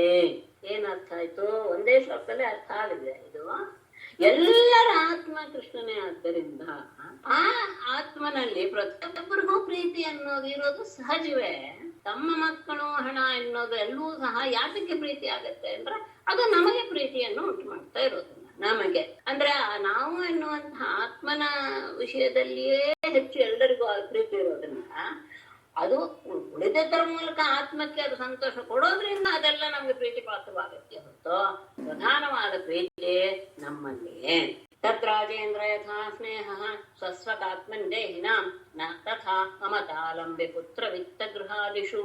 ರಾಜೇಂದ್ರ ತತ್ ದೇಹಿನಾಂ ಸ್ವಸ್ವಕಾತ್ಮನೆ ಯಥಾ ಸ್ನೇಹ ತಥಾ ಮಮತಾಲಂಬೆ ಪುತ್ರ ವಿತ್ತ ಗೃಹಾದಿಷು ನ. ರಾಜೇಂದ್ರ ರಾಜನೇ, ತತ್ ಆದ್ದರಿಂದ ದೇಹಿನ ಎಲ್ಲ ಜೀವಿಗಳಿಗೆ ಸ್ವಸ್ವತಾತ್ಮನೇ, ತಮ್ಮ ತಮ್ಮ ಆತ್ಮನ ಬಗ್ಗೆಯಲ್ಲಿ ಆತ್ಮನಲ್ಲೇ ಯಥಾ ಸ್ನೇಹ ಹೇಗೆ ಪ್ರೀತಿ ಇರುತ್ತೋ ಸ್ವಸ್ವತಾತ್ಮನೇ ಅಂದ್ರೆ ನಾನು ಎನ್ನುವುದಕ್ಕೆ ಯಾವುದು ಕಾರಣೀಭೂತವಾಗಿದೆಯೋ ಅಂತ ಅರ್ಥ. ಅಂತಹ ದೇಹದಲ್ಲಿ ಎಂತಹ ಯಥಾ ಸ್ನೇಹ ಹೇಗೆ ಪ್ರೀತಿ ಅನ್ನೋದಿರುತ್ತೋ ತಥಾ ಅಷ್ಟು ಪ್ರೀತಿ ಮಮ ಗೃಹಾದಿಷು ಮಮತ ಅಂದ್ರೆ ಮಮತ ನನ್ನದು ಎನ್ನುವ ಭಾವ. ಆ ನನ್ನದು ಎನ್ನುವ ಭಾವಕ್ಕೆ ಆಸ್ಪದವಾದಂತಹ ಮಗ, ಪುತ್ರ, ವಿತ್ತ, ಗೃಹಾದಿಷು, ಮಗ, ಹಣ, ಮನೆ ಇವುಗಳಲ್ಲೇ ಇರೋದಕ್ಕೆ ಸಾಧ್ಯವಿಲ್ಲ. ನಾನು ಎನ್ನುವುದಕ್ಕೆ ಯಾವುದು ಆಸ್ಪದವಾಗಿದೆ? ಆ ನಾನು ಎನ್ನುವುದು ಹೇಳ್ತಾ ಇರುವುದು ನಾವು ಈ ದೇಹದ ವಿಷಯದಲ್ಲಿ ಹೇಳ್ತಾ ಇದ್ದೀವಿ. ದೇಹದಲ್ಲಿರುವುದು ಅಂತ ಇಟ್ಕೊಂಡು ಹೇಳಿದ್ರು ಸಹ ಅದರಲ್ಲಿ ಜನರಿಗೆ ಎಷ್ಟು ಪ್ರೀತಿ ಇರುತ್ತೋ ಅಷ್ಟು ಪ್ರೀತಿ ಯಾವುದ್ರಲ್ಲಿರಲ್ಲ. ಇದು ನನ್ನದು, ಗಮನಿಸಿ, ನಾನು ಬೇರೆ, ನನ್ನದು ಬೇರೆ. ನಾನು ಪ್ರಧಾನ ಯಾವಾಗಲೂ, ನನ್ನದು ಯಾವಾಗಲೂ ಅದು ಪ್ರಧಾನವೇ ಆಗಿಲ್ಲ.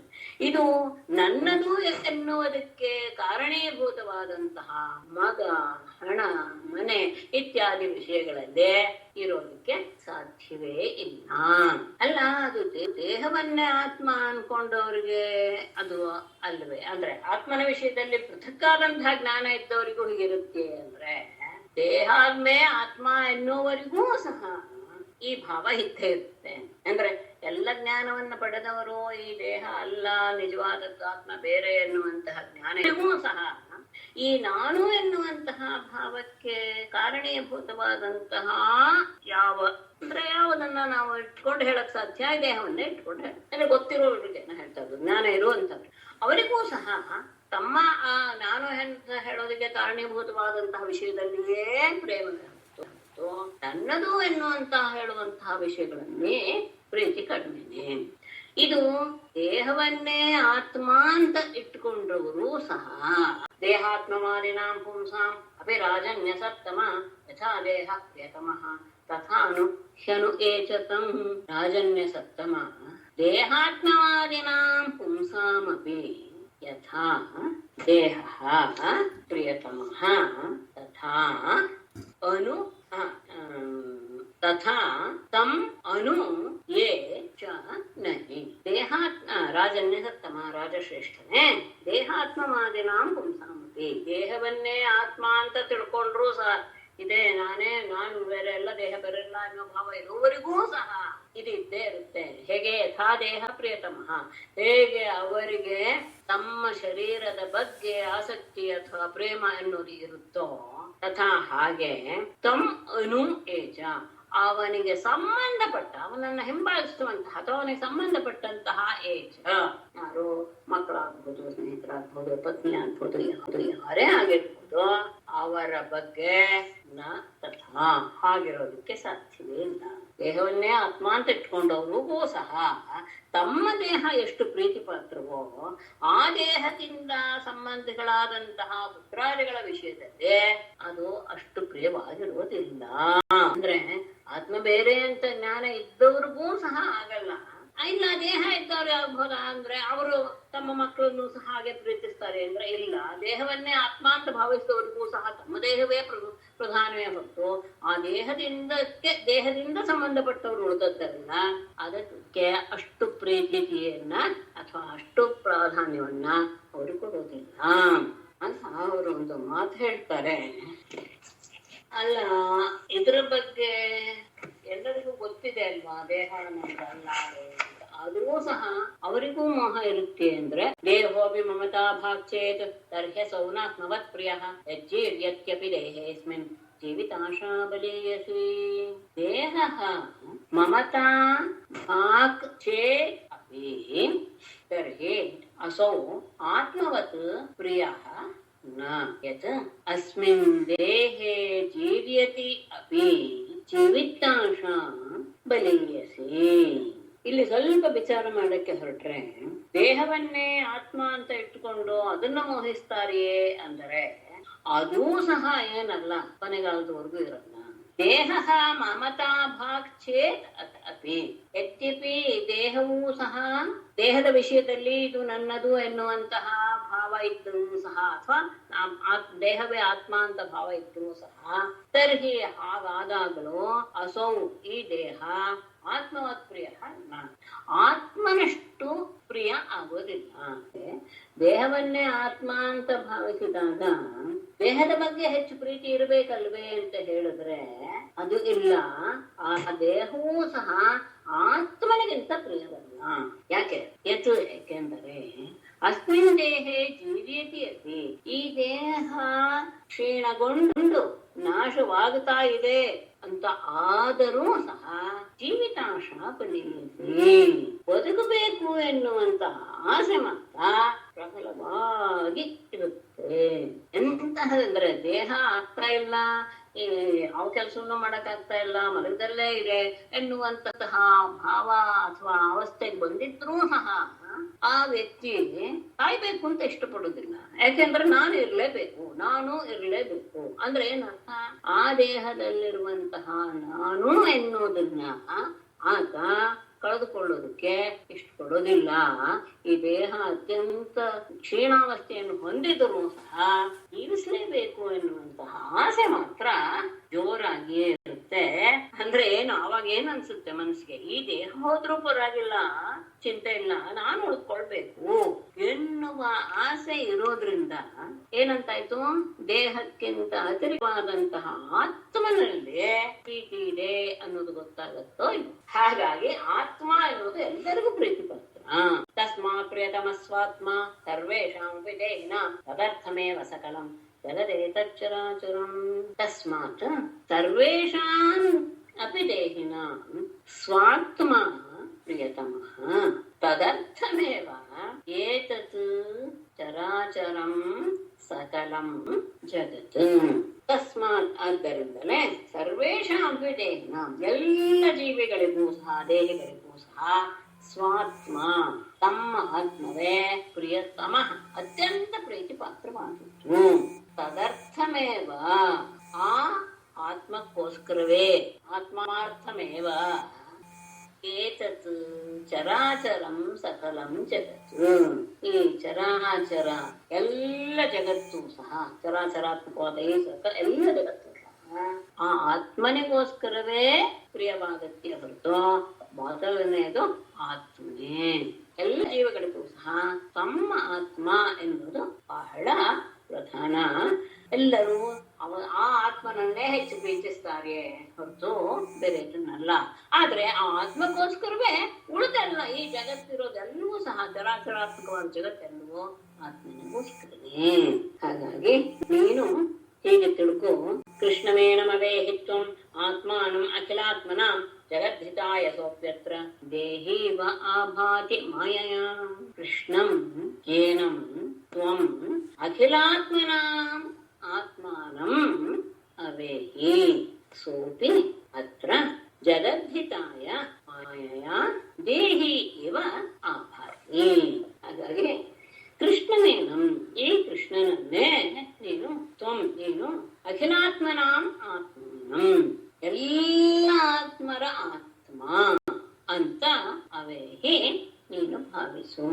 ಸೋಪಿ ಆ ಕೃಷ್ಣನು ಸಹ ಹತ್ರ ಇಲ್ಲಿ ಜಗದ್ಧಿತಾಯ ಜಗತ್ತಿಗೆ ಮಂಗಲವಾಗಲಿ ಎನ್ನುವ ಉದ್ದೇಶದಿಂದಲೇ ಮಾಯೆಯ ಯೋಗ ಮಾಯೆಯನ್ನ ಆಶ್ರಯಿಸಿ ದೇಹಿ ಇವ ಆಭಾತಿ ದೇಹವನ್ನು ಧರಿಸಿದವನ ರೀತಿಯಲ್ಲೇ ತೋರ್ತಾ ಇದ್ದಾನೆ ಹೊರತು ಬೇರೆ ಅಲ್ಲ. ಹಾಗಾಗಿ ನೀನು ಎಲ್ಲ ಜೀವಾತ್ಮರಿಗೂ ಸಹ ಇವನೇ ಆತ್ಮ ಅನ್ನೋದನ್ನ ನೀನು ಯೋಚನೆ ಮಾಡು, ತಿಳ್ಕೊ. ಜಗತ್ತಿನ ಹಿತಕ್ಕೋಸ್ಕರ ಆತ ಮಾಯೆಯಿಂದ ದೇಹವನ್ನು ಧರಿಸಿದವನ ಹಾಗೆ ಕಾಣಿಸ್ಕೊಳ್ತಾ ಇದ್ದಾನೆ. ವಸ್ತುತೋ ಜಾನತಾ ಮಾತ್ರ ಕೃಷ್ಣಂ ಸ್ಥಾಸ್ನು ಚರಿಷ್ಣು ಚ ಭಗವದ್ರೂಪಮಖಿಲಂ ನಾಣ್ಯರಸ್ತಿಹ ಕಿಂಚನ. ವಸ್ತುತಃ ಕೃಷ್ಣಂ ಜಾನತಾಂ ಅತ್ರ ಸ್ಥಾಸ್ನು ಚರಿಷ್ಣು ಚ ಅಖಿಲಂ ಭಗವದ್ರೂಪಂ ಅನ್ಯತ್ ಇಹ ಕಿಂಚನ ವಸ್ತು ನ. ವಸ್ತುತಃ ನಿಜವಾಗಿಯೂ ಅಂದ್ರೆ ನಿಜದ ರೂಪದಲ್ಲಿ ಕೃಷ್ಣಂ ಜಾನತಾಂ ಪರಮಾತ್ಮನನ್ನ ಸರಿಯಾಗಿ ಅರಿತವರು. ಇಲ್ಲಿರುವಂತಹ ಸ್ಥಾಸ್ನು ಚರಿಷ್ಣು ಸ್ಥಿರವಾದ ಅಂದ್ರೆ ಜಂಗಮ ಮತ್ತು ಸ್ಥಾವರ, ಸ್ಥಾವರ ಮತ್ತು ಜಂಗಮ ರೂಪದಲ್ಲಿರುವಂತಹ ಚರಾಚರ ಪದಾರ್ಥಗಳು ಎಲ್ಲವೂ ಖಿಲಂ ಭಗವತ್ ರೂಪಂ ಎಲ್ಲವೂ ಸಹ ಪರಮಾತ್ಮನ ಸ್ವರೂಪವೇ.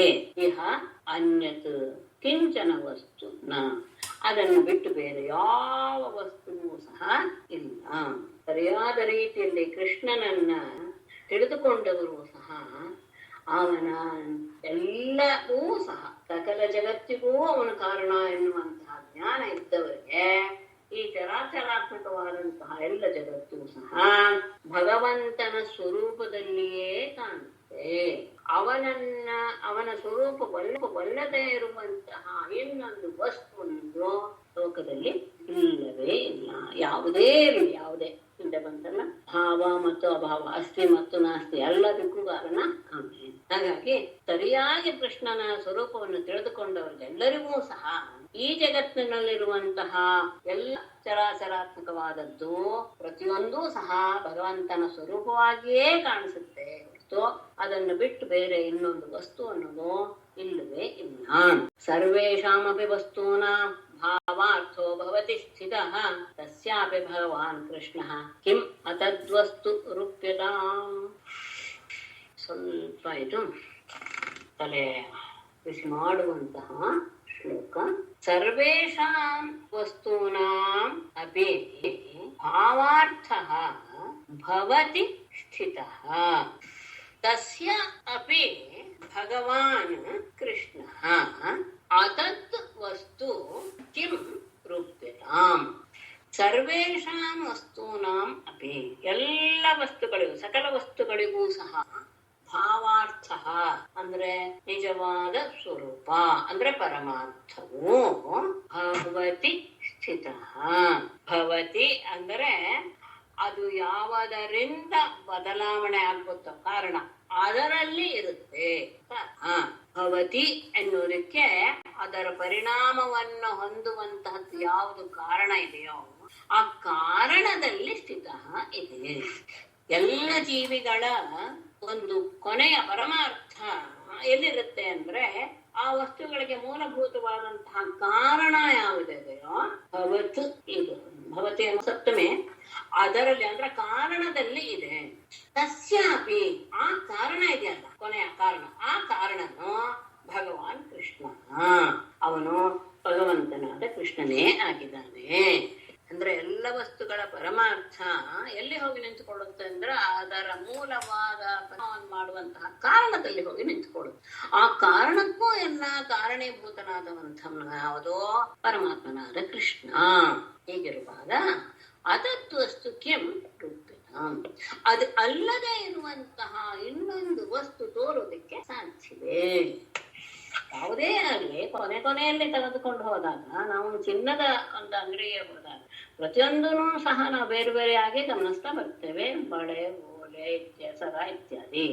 ಕೊನೆಗೆ ಇದರಲ್ಲೆಲ್ಲ ಇರುವಂಥದ್ದು ಯಾವುದು ಅಂತ ನಾವು ವಿಚಾರ ಮಾಡ್ತಾ ಮಾಡ್ತಾ ಮಾಡ್ತಾ ಹೋದಾಗ ಅದೆಲ್ಲೂ ಪ್ರಸಕ್ತವಾಗಿ ಕಾಣುತ್ತೆ. ಅದು ಆದ್ರೆ ಎಲ್ಲದಕ್ಕೂ ಕಾರಣ ಇಲ್ಲಿ ಚಿನ್ನದಲ್ಲಿ ಕೊನೆಗೊಳ್ಳುತ್ತೆ. ಹಾಗೆ ಇಲ್ಲೂ ಸಹ ಪರಮಾರ್ಥ ಎನ್ನುವುದು ಎಲ್ಲ ಜೀವಿಗಳಿಗೂ ಸಹ ಎಲ್ಲ ವಸ್ತುಗಳಿಗೂ ಸಹ ಅದರ ಕಾರಣದಲ್ಲಿ ಇರುತ್ತೆ. ಆ ಕಾರಣಕ್ಕೂ ಸಹ ಮೂಲ ಕಾರಣ ಯಾರು? ಪರಮಾತ್ಮ ಕೃಷ್ಣನೇ. ಹಾಗಾಗಿ ಅವನನ್ನು ಬಿಟ್ಟು ಇನ್ನೊಂದು ವಸ್ತು ಅನ್ನೋದು ಇರೋದಕ್ಕೆ ಸಾಧ್ಯವಿದೆಯೇ?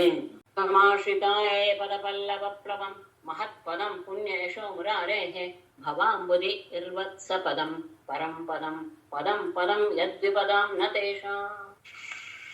ಪುಣ್ಯಯಶೋ ಮುರಾರೇಹೇ ಮಹತ್ ಪದಂ ಪುಣ್ಯಯಶೋ ಮುರಾರೇಹೇ ಪದಪಲ್ಲವ ಪ್ಲವಂ ಮಹತ್ ಪದಂ ಯೇ ತಮಾಶ್ರಿತಾಃ ಭವಾಂಬುದಿಃ ವತ್ಸ ಪದಂ ಪರಂ ಪದಂ ಯದ್ ವಿಪದಾಂ ಪದಂ ತೇಷಾಂ ನ ಪದಂ. ಪುಣ್ಯೇಶೋ ಮುರಾರೇಹೇ ಪವಿತ್ರವಾದ ಕೀರ್ತಿಯುಳ್ಳ ಪರಮಾತ್ಮನ ಪದ ಪಲ್ಲವ ಪ್ಲವಂ. ಪದ ಅಂದ್ರೆ ಪಾದವೆಂಬುದೇ ಚಿಗುರು ಅಂತ ಅರ್ಥ. ಅಂದ್ರೆ ಅಂತಹ ಮೃದುವಾದ ಪಾದವೆಂಬ ಪ್ಲವ ನೌಕೆ ಇದೆಯಲ್ಲ ಅದು ಮಹತ್ಪದಂ. ಅದು ಎಲ್ಲರಿಗೂ ಸಹ ಬಹಳ ಪ್ರಧಾನವಾದದ್ದು, ಮಹಾತ್ಮರಿಗೆ ಆಶ್ರಯವಾದದ್ದು. ಪದ ಅಂದ್ರೆ ಈ ಕಡೆ ಎರಡನೇದರಲ್ಲಿ ಪದ ಅಂದ್ರೆ ಸ್ಥಾನ ಅಂತ ಅರ್ಥ. ಪವಿತ್ರವಾದ ಕೀರ್ತಿಯುಳ್ಳ ಪರಮಾತ್ಮನ ಆ ಮೃದುವಾದ ಪಾದವೆಂಬ ಆ ನೌಕೆ ಮಹಾತ್ಮರಿಗೆಲ್ಲ ಪರಮ. ಅಂತಹದ್ದನ್ನ ಸಮಾಶ್ರಿತ ಯಾರು ಅಂತಹ ನೌಕೆಯನ್ನ ಆಶ್ರಯಿಸಿದಾರೋ ಅವರಿಗೆ ಭವಾಂಬುದಿಹಿ, ಈ ಭವಸಾಗರ ಎನ್ನುವುದು ವತ್ಸಪದಂ. ವತ್ಸ ಅಂದ್ರೆ ಕರುವಿನ ಪಾದ ಅಂದ್ರೆ ಅಷ್ಟು ದಾಟೋದು ಅಂತ ಅರ್ಥ. ಕರುವಿನ ಪಾದದಷ್ಟು ಅದನ್ನ ದಾಟೋದು ಎಷ್ಟು ಸುಲಭ. ನೌಕೆ ಅಂತ ಹೇಳಿದ್ರೆ ಆ ನೌಕೆಯನ್ನ ಆಶ್ರಯಿಸ್ಕೊಂಡ್ಬಿಟ್ರೆ ಸಾಕು. ಭವಸಾಗರವೂ ಸಹ ಏನಾಗ್ಬಿಡುತ್ತೆ ಅಂದ್ರೆ ಕರುವಿನ ಪಾದದಷ್ಟೇ ಆಗಿಬಿಡುತ್ತೆ, ಬಹಳ ಸುಲಭವಾಗಿ ದಾಟಿ ಬಿಡಬಹುದು. ಅಷ್ಟೇ ಅಲ್ಲ, ಅದು ಪರಂ ಪದಂ, ಪರಪದವಾದ ವೈಕುಂಠವೇ ಅವರಿಗೆ ಸ್ಥಾನವೂ ಆಗಿಬಿಡುತ್ತೆ. ಮತ್ತೆ ಯದ್ ವಿಪದಾಂ ಪದಂ, ಅವರಿಗೆ ಯಾವ ವಿಪತ್ತುಗಳು ಎನ್ನುವಂತಹ ಒಂದು ಸಂದರ್ಭ ಬರುತ್ತೋ ಅವುಗಳಿಗೂ ಸಹ ತೇಷಾಂ ನ ಪದಂ, ಅವರಿಗೆ ಯಾವ ಆಗೋದಿಲ್ಲ. ವಿಪತ್ತುಗಳಿಗೆ ಯಾವುದು ಕಾರಣೀಭೂತವಾಗಿದೆಯೋ ಅಂದ್ರೆ ಲೌಕಿಕ ವಿಷಯಗಳಿದೆಯಲ್ಲ ಅವುಗಳು ಅವರಿಗೆ ಅಂದ್ರೆ ಇದನ್ನ ಪಾದವನ್ನ ಆಶ್ರಯಿಸಿದವರಿಗೆ ಯಾವ ರೀತಿಯ ತೊಂದರೆಯನ್ನು ಕೊಡೋದಿಲ್ಲ. ಪವಿತ್ರವಾದ ಕೀರ್ತಿಯುಳ್ಳಂತಹ ಪರಮಾತ್ಮನ ಪಾದ ಕಮಲವೆಂಬುದೇ ಒಂದು ನೌಕೆ. ಅದನ್ನ ಮಹಾತ್ಮರು ಆಶ್ರಯಿಸಿ ಬಿಡುತ್ತಾರೆ. ಅಂತಹ ಪಾದವನ್ನ ಯಾರು ಆಶ್ರಯಿಸ್ತಾರೋ ಅವರಿಗೆ ಈ ಸಂಸಾರ ಎಂಬ ದೊಡ್ಡ ಸಮುದ್ರವೂ ಸಹ ಕರುವಿನ ಹೆಜ್ಜೆಯಷ್ಟು ದೊಡ್ಡದಾಗಿರುತ್ತೆ ಅಂದ್ರೆ ಬಹಳ ಸುಲಭವಾಗಿ ದಾಟಿ ಬಿಡ್ತಾರೆ. ಅಷ್ಟೇ ಅಲ್ಲ, ಅದು ಅವರಿಗೆ ವೈಕುಂಠವೇ ಆಗಿರುತ್ತೆ. ಮತ್ತೆ ಯಾವುದು ವಿಪತ್ತುಗಳಿಗೆ ಕಾರಣೀಭೂತವಾಗಿದೆಯೋ, ಯಾವುದು ಲೌಕಿಕ ವಿಷಯಗಳಲ್ಲೂ ಇದೆಯಲ್ಲ ಅವರುಗಳಿಗೆ ಅವುಗಳು ಸಹ ತೇಷಾಂ ಅವರ ವಿಷಯದಲ್ಲಿ ಅವುಗಳು ಸಹ ಯಾವುದನ್ನು ತೊಂದರೆಯನ್ನು ಉಂಟುಮಾಡುವುದಿಲ್ಲ. ಅವರನ್ನು ನೋಡಿದ್ರೆ ಅವುಗಳು ಹಿಮ್ಮುಖವಾಗಿಯೇ ಹೋಗ್ತವೆ. ಏತತ್ತೇ ಸರ್ವಮಾಖ್ಯಾತಂ ಯತ್ಪೃಷ್ಟೋಹಮಿಹ ತ್ವಯಾ ಯತ್ಕೌಮಾರೇ ಹರಿಕೃತಂ ಪೌಗಂಡೇ ಪರಿಕೀರ್ತಿತಂ. ಕೌಮಾರೇ ಹರಿಕೃತಂ ಯತ್ ಪೌಗಂಡೇ ಪರಿಕೀರ್ತಿತಂ ತ್ವಯಾ ಇಹ ಅಹಂ ಯತ್ ಪೃಷ್ಟಃ ತೇ ಏತತ್ ಸರ್ವಂ ಆಖ್ಯಾತಂ. ಕೌಮಾರೇ ಹರಿತಂ ಯತ್, ಕೌಮಾರ ವಯಸ್ಸಿನಲ್ಲಿ ಪರಮಾತ್ಮ ಮಾಡಿದಂತಹ ಯಾವ ಕೆಲಸವಿತ್ತು ಅದನ್ನ ಪೌಗಂಡೇ ಪರಿಕೀರ್ತಿತಂ, ಆ ಪೌಗಂಡದ ವಿಷಯದ ವಯಸ್ಸಿನಲ್ಲಿ ಹೇಳಿದರು ಅಂತ ಈ ವಿಷಯದಲ್ಲಿ ಅಹಂ ಯತ್ ಪೃಷ್ಟಃ ತ್ವಯಾ ನಿಂದ ನಾನು ಯಾವ ಪ್ರಶ್ನೆಯನ್ನು ಕೇಳಲ್ಪಟ್ಟೆನೋ ಅಂದ್ರೆ ಈ ವಿಷಯವಾಗಿ ನೀನು ನನ್ನನ್ನ ಏನು ಕೇಳಿದೆಯೋ ಅದೆಲ್ಲವನ್ನು ತೇ ನಿನಗೆ ಏತತ್ಸರ್ವಂ ಆಖ್ಯಾತಂ, ಅದೆಲ್ಲವನ್ನು ಸಹ ಯದ್ಯಪಿ ರಹಸ್ಯವಾಗಿದ್ದೇ ಇದು ಅದು ಬ್ರಹ್ಮನ ವಿಷಯ ಎಲ್ಲ ಬರೋದಿಲ್ಲ, ಆದರೂ ಅದನ್ನೆಲ್ಲ ನಾನು ನಿನಗೆ ತಿಳಿಸಿದ್ದೇನೆ. ನೀನು ನನಗೆ ಅತ್ಯಂತ ಪ್ರೀತಿಪಾತ್ರನಾದ ಶಿಷ್ಯನ ಹತ್ತರಿಂದ 5ನೇ ವರ್ಷದಲ್ಲಿ ನಡೆದಂತಹ ವಿಷಯವನ್ನು 6ನೇ ವಯಸ್ಸಿನಲ್ಲಿ ಈಗ ನಡೀತು ಎನ್ನುವ ರೀತಿಯಲ್ಲಿ ವರ್ಣಿಸಿದ್ರು. ಅದು ಹೇಗೆ ಸಾಧ್ಯ ಆಯ್ತು ಅಂತ ನಾನು ಪ್ರಶ್ನೆ ಕೇಳಿದ್ಯಲ್ಲ, ಅದಕ್ಕೆ ವಿವರಣೆಯನ್ನು ನಾನು ತಿಳಿಸಿದ್ದೇನೆ. ಏತತ್ ಹೃದ್ಯಶ್ಚರಿತಂ ಮುರಾರೇಃ ಅಘಾರ್ಧನಂ ಶಾದ್ವಲಜೇ ಮನಂಚ ತ್ಯಕ್ತೇತರದ್ರೂಪಮಜೋರ್ವಭಿಷ್ಟವಂ ಶೃಣ್ವನ್ ಗೃಣನ್ ಏತಿ ನರೋಖಿಲಾರ್ಥಾನಂ. ಏತತ್ ಮುರಾರೇಃ ಸುಹೃದ್ಭಿಃ ಚರಿತಂ ಅಘಾರ್ಧನಂ ಚ ಶಾದ್ವಲಜೇಮನಂ ವ್ಯಕ್ತೇತರದ್ರೂಪಂ ಅಜಃ ಅಜೋರ್ವಭಿಷ್ಟವಂ ಶೃಣ್ವನ್ ಗೃಣನ್ ನರಃ ಅಖಿಲಾರ್ಥಾನ್ ಏತಿ. ಏತತ್ತು ಈ ಮುರಾರೇಃ ಪರಮಾತ್ಮನ ಸಹೃದ್ಭಿಃ ಚರಿತಂ, ತಮ್ಮ ಸ್ನೇಹಿತರೊಡನೆ ಆಡಿದಂತಹ ಕೆಲಸ, ಅಘಾರ್ಧನಂ ಅಘಾಸುರನ ನಾಶ, ಚ ಮತ್ತು ಶಾದ್ವಲಜೇಮನಂ ವಿಶೇಷವಾದ ಶಬ್ದ ಬಳಸಿದ್ದಾರೆ. ಶಾದ್ವಲ ಅಂದ್ರೆ ಹುಡುಗಾವಲ, ಜೇಮನಂ ಎನ್ನುವುದು ಭಕ್ಷಣ ಅಂತ ಅರ್ಥ. ಜಿಮಧಾತು ಜಿಮಾನ ಭಕ್ಷಣೆ ಅಂತ ಅದಾವುದು ಹೊಸದಾಗಿದೆ ಅಂದ್ರೆ ಅಪರೂಪದ ವಿಷಯ. ಜೇಮತಿ ಅಂತ ಅದು ರೂಪ ಆಗುತ್ತೆ ಪ್ರಥಮ ಗಂಡೆ. ಆ ಹುಲ್ಲುಗಾವಿನಲ್ಲಿ ಕುಳಿತು ಆಹಾರ ಸೇವಿಸಿದ್ದು ಅಷ್ಟೇ ಅಲ್ಲ, ವ್ಯಕ್ತೇತರದ್ ರೂಪಂ, ವ್ಯಕ್ತ ಇತರದ್ ರೂಪಂ, ಇನ್ನೊಬ್ಬರ ರೂಪವನ್ನ ತಾನು ಧರಿಸಿ ಅಜೋರ್ವಭೀಷ್ಟವಂ, ಅಜ ಉರು ಅಭಿಷ್ಟವ ಅಂತ ಅಲ್ಲೇ ಆ ಚತುರ್ಮುಖನ ಅತ್ಯಂತ ಉತ್ತಮವಾದಂತಹ ಸ್ತುತಿ ಇದೆಲ್ಲವನ್ನು ಶೃಣ್ವನ್ನ ಕೇಳುತ್ತಾ ಗೃಣನ್ನ ಹೇಳ್ತಾ ಇರುವಂತಹ ನರಹ ಮನುಷ್ಯನು ಅಖಿಲಾರ್ಥಾನ್ ಎಲ್ಲ ಇಷ್ಟಾರ್ಥಗಳನ್ನು ಸಹ ಪಡಿತಾನೆ. ಗೆಳೆಯರ ಜೊತೆಗೆ ಆಟ ಆಡ್ತಾ ಕೃಷ್ಣ ಅವರ ಹಾಗೇನೆ ನಡ್ಕೊಳ್ತಾ ಇದ್ದಂತಹ ವಿಷಯ. ಅದಾದ ನನ್ನ ಸಂಹಾರ ಮಾಡಿದ್ದು ಅದರಲ್ಲಿ ತನ್ನ ಪರಾಕ್ರಮ. ಆಮೇಲೆ ಮತ್ತೆ ಪ್ರೀತಿಪೂರ್ವಕವಾಗಿ ಹಿಂದಲಾವಿನಲ್ಲಿ ಭೋಜನ, ಮತ್ತೆ ಎಲ್ಲರ ರೂಪವನ್ನೂ ಸಹ ತಾನು ಧರಿಸಿದಂಥದ್ದು ನಮ್ಮನ ಅತ್ಯಂತ ಅದ್ಭುತವಾದಂತಹ ಸ್ಥಿತಿ. ಈ ಎಲ್ಲ ವಿಷಯಗಳನ್ನು ಸಹ ಯಾರು ಕೇಳ್ತಾರೋ ಯಾರು ಹೇಳ್ತಾರೋ ಅವರೆಲ್ಲರೂ ಅಂತಹ ಮನುಷ್ಯ ಎಲ್ಲ ರೀತಿಯ ಸ್ಥಿರಾರ್ಥಾನ್ ಅಂದ್ರೆ ಚತುರ್ವಿಧ ಪುರುಷಾರ್ಥಾನ್ ಇತ್ಯರ್ಥ. ಧರ್ಮಾರ್ಥದ ಮೋಕ್ಷಗಳನ್ನೆಲ್ಲವನ್ನು ಸಹ ಏಕೆ ಹೊಂದುತ್ತಾನೆ. ಹರಿ ಓಂ ಮೇಡಮ್. ಗೋಪಿಯರು ಮತ್ತೆ ಗೋಪಾಲಕರೆಲ್ಲ ಕೃಷ್ಣನೇ ಒಂದ್ ವರ್ಷ ಮಗುವಾಗಿ ಬೆಳೆಸ್ತಾರಲ್ಲ, ಅಂದ್ರೆ ಅವರು ಎಲ್ಲ ದೇವತೆಗಳೇ ಆ ರೂಪವನ್ನು ಪಡ್ಕೊಂಡ್ ಬಂದಿರ್ತಾರ ಅಷ್ಟೊಂದು ಪುಣ್ಯ ಮಾಡ್ಲಿಕ್ಕೆ? ಕೃಷ್ಣನೇ ಇವರ ಗೋಪಾಲಕರ ಅಲ್ಲಿ ಗೋಪಾಲ. ಹೌದು, ಎಲ್ಲರೂ ಸಹ ಕೆಲವರು ಋಷಿಗಳು ಅಂತ ವಿಶೇಷವಾಗಿ ಹೇಳ್ತಾರೆ. ಆ ರಾಮನ ಅವತಾರದಲ್ಲಿ ಋಷಿಗಳಿಗೆಲ್ಲ ಇದರಲ್ಲಿ ಅರಣ್ಯದಲ್ಲಿ ವಾಸವಾಗಿದ್ನಲ್ಲ, ಆಗ ಅಲ್ಲಿ ಅನೇಕ ಋಷಿಗಳಿಗೆ ಆ ಪರಮಾತ್ಮನ ಸಾನ್ನಿಧ್ಯ ಬೇಕು ಅಂತ ತುಂಬಾ ಅನ್ನಿಸ್ತು. ಕೃಷ್ಣನಾದಾಗ ಅದನ್ನೆಲ್ಲ ನಾನು ಪೂರೈಸ್ತೀನಿ ಅಂತ ಮಾತು ಕೊಟ್ಟಿದ್ದ ಅಂತ ಒಂದು ಉಕ್ತಿ ಇದೆ. ಹಾಗಾಗಿ ಅವರೆಲ್ಲರೂ ಸಹ ಗೋಪಾಲಕರ ಹಾಗೆ ಹುಟ್ಟಿದರು ಎನ್ನುವಂತಹ ಒಂದು ಐತಿಹ್ಯವು ಅನ್ನೋ ಒಂದು ವಿಷಯವೂ ಸಹ ಇದೆ.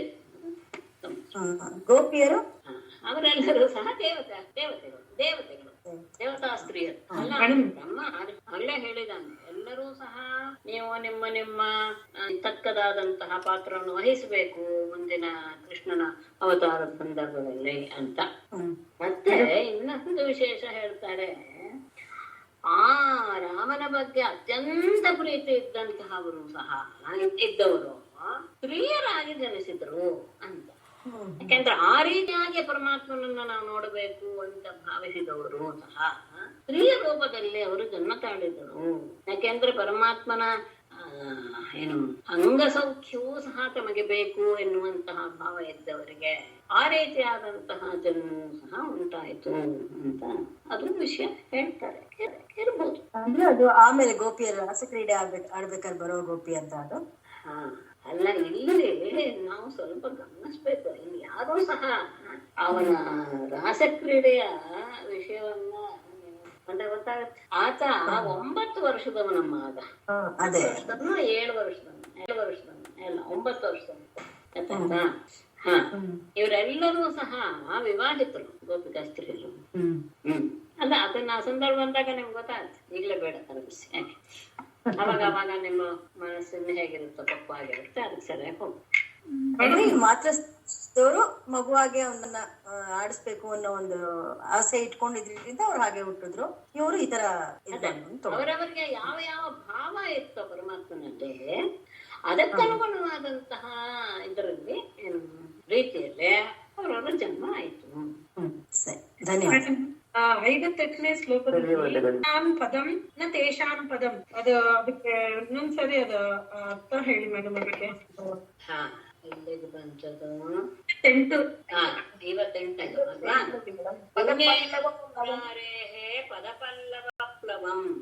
ಮಹತ್ ಪದಂ ಯೇ ಶ್ರಮಾಶ್ರಿತಾಃ. ಅಲ್ಲಿ ಬೇಕಾದ್ರೆ ಅದು ಆ ತೇಷಾಮನ್ನೇ ಇದು ತಗೋಬಹುದು. ಭವಾಂಬುಧಿಗೆ ಆಗತ್ತ ಅದು ಏಕೆ ಇದು ತೇಷಾಮ್ ಅಂತ ಅನ್ವಯ ಆಗತ್ತಾ? ಒಂದ್ ನಿಮಿಷ, ನಾನು ಅರ್ಥ ಅನ್ವಯ ಹೇಳ್ಬಿಡ್ತೀನಿ, ಆಮೇಲೆ ಅರ್ಥ ಆಗುತ್ತೆ. ತೇಷಾಮ್ ಅಂತ ಆಮೇಲೆ ತಗೊಳ್ಬಹುದು ಅಥವಾ ಬೇಡ. ಈಗ ಏ ಸಮಾಶ್ರಿತ ಅಂತ ಹೇಳಿದಾಗ ತೇಷಾಮ್ ಅಂತಲೇ ಇಲ್ಲೇ ತಗೊಂಡ್ಬಿಡ್ಬೋದು. ಅದು ಸಹಜವಾಗಿ ಬರುವಂತದ್ದು ಎತ್ತದ ಶಬ್ದಗಳಿಗೆ ನಿತ್ಯ ಸಂಬಂಧ. ಭವಾಂಬುಧಿಗೆ ವತ್ಸ ಪದಂ ಪರಂ ಪದಂ ಯದ್ ವಿಫಲಾಂ ಪದಂ ತೇಷಾಂ ನ ಪದಂ. ಇಲ್ಲ, ಇಲ್ಲಿ ತೇಷಾಂ ಅಂದ್ರೆ ಯಾರಿಗೆ ಆ ಪದ ಪಲ್ಲವ ಪ್ಲವಂ ತಗೋಬೇಕು ಅಲ್ಲಿ, ಅವರಿಗೆ ಇಲ್ಲ ಅಂತ. ಭವಾಂಬುಧಿಗೆ ವತ್ಸ ಪದಂ ಯಾರಿಗೆ? ಅವರಿಗೇನೆ. ಮತ್ತೆ ಅವರಿಗೇನೆ ಈ ಯಾವತ್ ವಿಪತ್ತು ಸಹ ಉಂಟಾಗೋದಿಲ್ಲ. ಸರಿ, ಈ ವಿಪತ್ತುಗಳು ಎನ್ನುವುದು ತಮ್ಮ, ಸರಿಯಾಗಿ ಹೇಳೋದಾದ್ರೆ ತಮ್ಮ ಪ್ರಭಾವವನ್ನ ತೋರಿಸೋದಿಲ್ಲ ಅಂತ. ಅವುಗಳಿಗೆ ಸ್ಥಾನಭೂತವಾಗೋದಿಲ್ಲ ಅವುಗಳು. ಈ ಪದಶಬ್ದಕ್ಕೆ ಎಷ್ಟು ಬೇಕಾದ್ರೆ ಚೆನ್ನಾಗಿದೆ. ನಮಸ್ತೆ. ಒಂಥರ 51 ಎಲ್ಲ ಸ್ವಲ್ಪ ಅರ್ಥ ಆಗ್ಲಿಲ್ಲ. ನೆಕ್ಸ್ಟ್ ಕ್ಲಾಸ್ ಅಲ್ಲಿ ನೀವು ಹೇಳುವಾಗ ಅರ್ಥ ಆಗತ್ತಾ ಅಂತ ನಾನು ಟ್ರೈ ಮಾಡ್ತೀನಿ. 50, 51, 50 ಇಲ್ಲ, 50, 51 ಅದೆಲ್ಲ ಸ್ವಲ್ಪ ಕಷ್ಟ. ಹೌದು, ನಿಜ. ಅರ್ಥ ಅದು ಅಷ್ಟೊಂದು ಸುಲಭ ಅಲ್ಲ. ಅದನ್ನು ಸಹ ಸುಲಭವಾಗಿ ಹೇಳಕ್ಕೆ ಪ್ರಯತ್ನ ಪಟ್ಟಿದ್ದಾರೆ ವಿಷಯ. ಆಯ್ತು, ಅದನ್ನ ಇನ್ನು ಮತ್ತೆ ಹೇಳುವಾಗ ಗೊತ್ತಾಗತ್ತೆ. ನೆಕ್ಸ್ಟ್ ಸಂಗ್ರಹವಾಗಿ ಹೇಳುವಾಗ ಇನ್ನೂ ಸ್ವಲ್ಪ ಅರ್ಥ ಆಗುತ್ತವೆ ಅಂತ. ಧನ್ಯವಾದಗಳು. ಅಲ್ಲಿ ಶರೀರ ಹೋದ್ರೂ ಪರವಾಗಿಲ್ಲ, ನಾನಿರ್ಬೇಕು ಅಂದ್ರೆ ಶರೀರವನ್ನೇ ಆತ್ಮ ಅಂತ ತಿಳ್ಕೊಂಡು ಹೀಗ್ ಹೇಳ್ತಾ ಇದ್ರು ಕೂಡ ಶರೀರ ಇದ್ರು ಪರವಾಗಿಲ್ಲ, ನಾನಿರ್ಬೇಕು ಅಂತ ಅದಕ್ಕೆ ಜೀರ್ಣವಾಗಿ ಬಿಟ್ರು ಹೋಗ್ಬಿಡ್ತೀನಲ್ಲ ಅಂತ ಅನ್ಸೋದಿಲ್ಲ ಅವರಿಗೆ. ನಾನು ಅನ್ಬೇಕು ಅಂತ ಅನ್ಸುತ್ತೆ. ಯಾರಿಗೆ? ದೇಹವನ್ನೇ ಆತ್ಮ ಅಂತ ತಿಳ್ಕೊಂಡವ್ರಿಗೂ ಸಹ. ಅಂದ್ರೆ ಅಲ್ಲಿವರೆಗೂ ಅಂದ್ರೆ ಸರಿಯಾಗಿ ದೇಹದಲ್ಲಿ ಶಕ್ತಿ ಎಲ್ಲ ಇದ್ದಾಗ ಹಾಗೆ ಆಟ ಆಡ್ತವ್ರು ತಾನೆ ಅವರೆಲ್ಲ. ಅಂಥವ್ರು ಸಹ ಕೊನೆಗಾಲದಲ್ಲಿ ಅದೇ ದೇಹ ಯಾವ್ದಕ್ಕೂ ಪ್ರಯೋಜನಕ್ಕೆ ಬರ್ತಾ ಇಲ್ಲ ಅನ್ನೋ ಭಾವ ಬಂದಾಗ್ಲೂ ಏನಿರುತ್ತೆ ಅವ್ರಿಗೆ? ನಾನಿರ್ಬೇಕು ಅಂದ್ರೆ ಏನರ್ಥ? ಆ ನಾನು ಎನ್ನುವುದು ದೇಹಕ್ಕಿಂತ ಬೇರೆ ಎನ್ನುವುದು ಗೊತ್ತಿಲ್ಲದೇನೆ ಅವರೆಲ್ಲ ಭಾವ ಬಂದಿರುತ್ತೆ ಅನ್ನೋದು ವಿಶೇಷ. ನಮಸ್ಕಾರ ಮೇಡಮ್. ನಮಸ್ಕಾರ. ನಮಸ್ತೆ ಮೇಡಮ್. ನಮಸ್ಕಾರ ಮೇಡಮ್. ಏವಂ ವಿಹಾರೇ ಕೌಮಾರೈಃ ಕೌಮಾರಂ ಧತುರ್ವ್ರಜೇ ನಿಲಾಯನೈಃ ಸೇತುಬಂಧೈಃ ಮರ್ಕಟೋತ್ಸವನಾದಿಭಿಃ. ಏವಂ ಕೌಮಾರೈಃ ವಿಹಾರೈಃ ನಿಲಾಯನೈಃ ಸೇತುಬಂಧೈಃ ಮರ್ಕಟೋತ್ಪ್ಲವನಾದಿಭಿಃ ರಜೇ ಕೌಮಾರಂ ಜಹತು. ಏವಂ ಈ ರೀತಿಯಾಗಿ ಕೌಮಾರೈಃ ವಿಹಾರೈಃ 5 ವರ್ಷದೊಳಗೆ ಆಡುವಂತಹ ಎಲ್ಲ ರೀತಿಯ ಆಟಗಳಿಂದಲೂ ನಿಲಾಯನೈಹಿ ಬಚ್ಚಿಟ್ಕೊಳ್ಳೋದು ಅಂತ ಅರ್ಥ. ಕಣ್ಣು ಮುಚ್ಚಾಲೆ ಆಟ. ಹಾಗೆ ಸೇತುಬಂಧೈಹಿ ಅಂದ್ರೆ ಅಲ್ಲಿಗೆ ಇಲ್ಲಿ ಸೇತು ಕಟ್ಟೋದು, ಅದ್ರ ಮೇಲೆ ದಾಟ್ಕೊಂಡು ಹೋಗೋದು, ಈ ರೀತಿಯಾದದ್ದು. ಮಕರ್ಕಟ ಉತ್ಸವನಾದಿಭಿಹಿ ಮರಕೋತಿ ಆಟ ಇತ್ಯಾದಿ ಎಲ್ಲ ಆಟಗಳಿಂದ ಆಟ ಆಡ್ತಾನೆ ಕೌಮಾರಂ ರಜೆ ಜಹತು. ತಮ್ಮ ಕೌಮಾರಾವಸ್ಥೆಯನ್ನ ಪ್ರಜಾಭೂಮಿಯಲ್ಲಿ ಕಳೆದರು. ಅಂದ್ರೆ ಎಲ್ಲರೂ ಸಹ 5 ವರ್ಷ ದಾಟಿ 6ನೇ ವರ್ಷಕ್ಕೆ ಬಂದರು. ಈ ಪ್ರಕಾರವಾಗಿ ಎಲ್ಲರೂ ಸಹ ಕೃಷ್ಣ ಬಲರಾಮರು ಎಲ್ಲರೂ ಆ ಕಣ್ಣು ಮುಚ್ಚಾಲೆ ಆಡೋದು, ಸೇತುಬಂಧ ಆಡೋದು, ಮರಕೋತಿ ಆಟ ಆಡೋದು ಇತ್ಯಾದಿ ಆ ವಯಸ್ಸಿಗೆ ತಕ್ಕನಾದಂತಹ ಆಟವನ್ನ ಆಡ್ತಾ ತಮ್ಮ ಆ ಬಾಲ್ಯವನ್ನ ಗೋಕುಲದಲ್ಲಿ ಕಳೆದರು.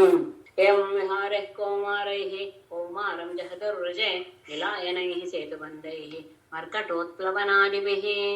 ಶ್ರೀಮದ್ಭಾಗವತೆ ಮಹಾಪುರಾಣೇ ದಶಮಸ್ಕಂಧೆ ಪೂರ್ವಾರ್ಧೆ ಬ್ರಹ್ಮಸ್ತುತಿರ್ನಾಮ ಚತುರ್ದಶೋऽಧ್ಯಾಯಃ. ನಾರಾಯಣಂ ನಮಸ್ಕೃತ್ಯ ನರಂ ಚೈವ ನರೋತ್ತಮಂ ದೇವೀಂ ಸರಸ್ವತೀಂ ವ್ಯಾಸಂ ತತೋ ಜಯಮುದೀರಯೇತ್. ನಮ್ಮನ್ನ ಸ್ತುತಿ ಸುಮಾರು ಹೇಳಿದ್ದು ಅಂದ್ರೆ ಅದ್ಭುತವಾಗಿದೆ. ಅದು ನಾನು ಅನುಭವಿಸುವ ರೀತಿ ಬೇರೆ, ಅವಳು ಅನುಭವಿಸುವ ಅದರ ಅನುಭವ, ಅದರ ಜ್ಞಾನ ನನಗಿದೆ. ಅದನ್ನ ಯಾವಾಗ್ಲೂ ಹೇಳ್ತೀನಲ್ಲ, ಆ ವ್ಯಕ್ತಿಗೆ ತಕ್ಕ ಹಾಗೆ ಆ ಶಬ್ದಗಳು ಹೊರಬರುತ್ತೆ. ಆ ಶಬ್ದಗಳಲ್ಲಿ ಎಷ್ಟು ಅತ್ಯದ್ಭುತವಾದಂತಹ ಒಂದು ಅರ್ಥ ಅಡಗಿರುತ್ತೆ ಅನ್ನೋದನ್ನ ಗಮನಿಸ್ತೇನೆ. 3 ಶ್ಲೋಕಗಳಲ್ಲಿ ಇಲ್ಲಿಂದ ಇದು ತುಂಬಾನೇ ಕಷ್ಟವಾದ ವಿಷಯ. ಇಲ್ಲಿಂದ 23ನೇ ಶ್ಲೋಕ. ಪ್ರತಿಯೊಂದಕ್ಕೂ ಸಹ ಅದಕ್ಕೆ ವೇದಾಂತದಲ್ಲಿ ಬಹಳವಾದ ಅರ್ಥವಿದೆ. 23ನೇ ಶ್ಲೋಕದಲ್ಲಿರುವಂತಹ ಪ್ರತಿಯೊಂದು ಶಬ್ದ ಇದನ್ನ ತಿಳ್ಕೊಳ್ಬೇಕು ಅಂತ ಅನ್ನಿಸಿದ್ರೆ ಆದ್ಮೇಲೆ ಈ ಬ್ರಹ್ಮಸ್ಥಿತಿ ಆದ್ಮೇಲೆ ಯಾರಿಗಾದ್ರೂ ಸಂದೇಹ ಬಂದ್ರೆ ಯಾವ್ದಾದ್ರು ಶಬ್ದ ಅಲ್ಲ ಒಳ್ಳೆ ಬರುತ್ತೆ, ಯಾವ್ದಾದ್ರು ಶಬ್ದ ಇಲ್ಲ, ಎಲ್ಲ ಶಬ್ದಗಳು ಬರುತ್ತೆ. ಬೇಕು ಅನ್ನಿಸಿದ್ರೆ ವಿಚಾರ ಮಾಡಿ ನೋಡಿ ತಿಳ್ಕೊಕ್ಕೆ ಪ್ರಯತ್ನ ಪಡ್ತೀನಿ. ಇಲ್ಲ ಇದು ಓದ್ತಾ ಬಂದಾಗೆ ಮುಂದೆದು ನಮ್ಗೆ ಆ ದಾರಿಯಲ್ಲಿ ನಮ್ಗೆ ಪ್ರೇರಣೆ ಆಗುತ್ತೆ ಅನ್ನೋದು ನಾನು ತಿಳಿದುಕೊಂಡಂತಹ ಒಂದು ಅನುಭವ. ಹಾಗಾಗಿ ಈಗ ನೀವೆಷ್ಟೇ ಕೇಳ್ಕೊಳಕ್ ಹೋದ್ರು ಸಹ ಅಷ್ಟು ಸುಲಭವಾಗಿ ತತ್ವಜ್ಞಾನ ಆಗೋದಿಲ್ಲ. ಅದು ಕ್ರಮಕ್ರಮವಾಗಿಯೇ ಹೆಜ್ಜೆಯಿಂದಲೇ ಆಗ್ತಾ ಬರಬೇಕೆ ಹೊತ್ತು ಒಂದೇ ದಿನ ತತ್ವಜ್ಞಾನವನ್ನು ಪಡೆದುಕೊಂಡು ಬಿಡ್ತೀನಿ ಅನ್ನೋದು ಅಸಾಧ್ಯವಾದಂತಹ ವಿಷಯ. ಹಾಗಾಗಿ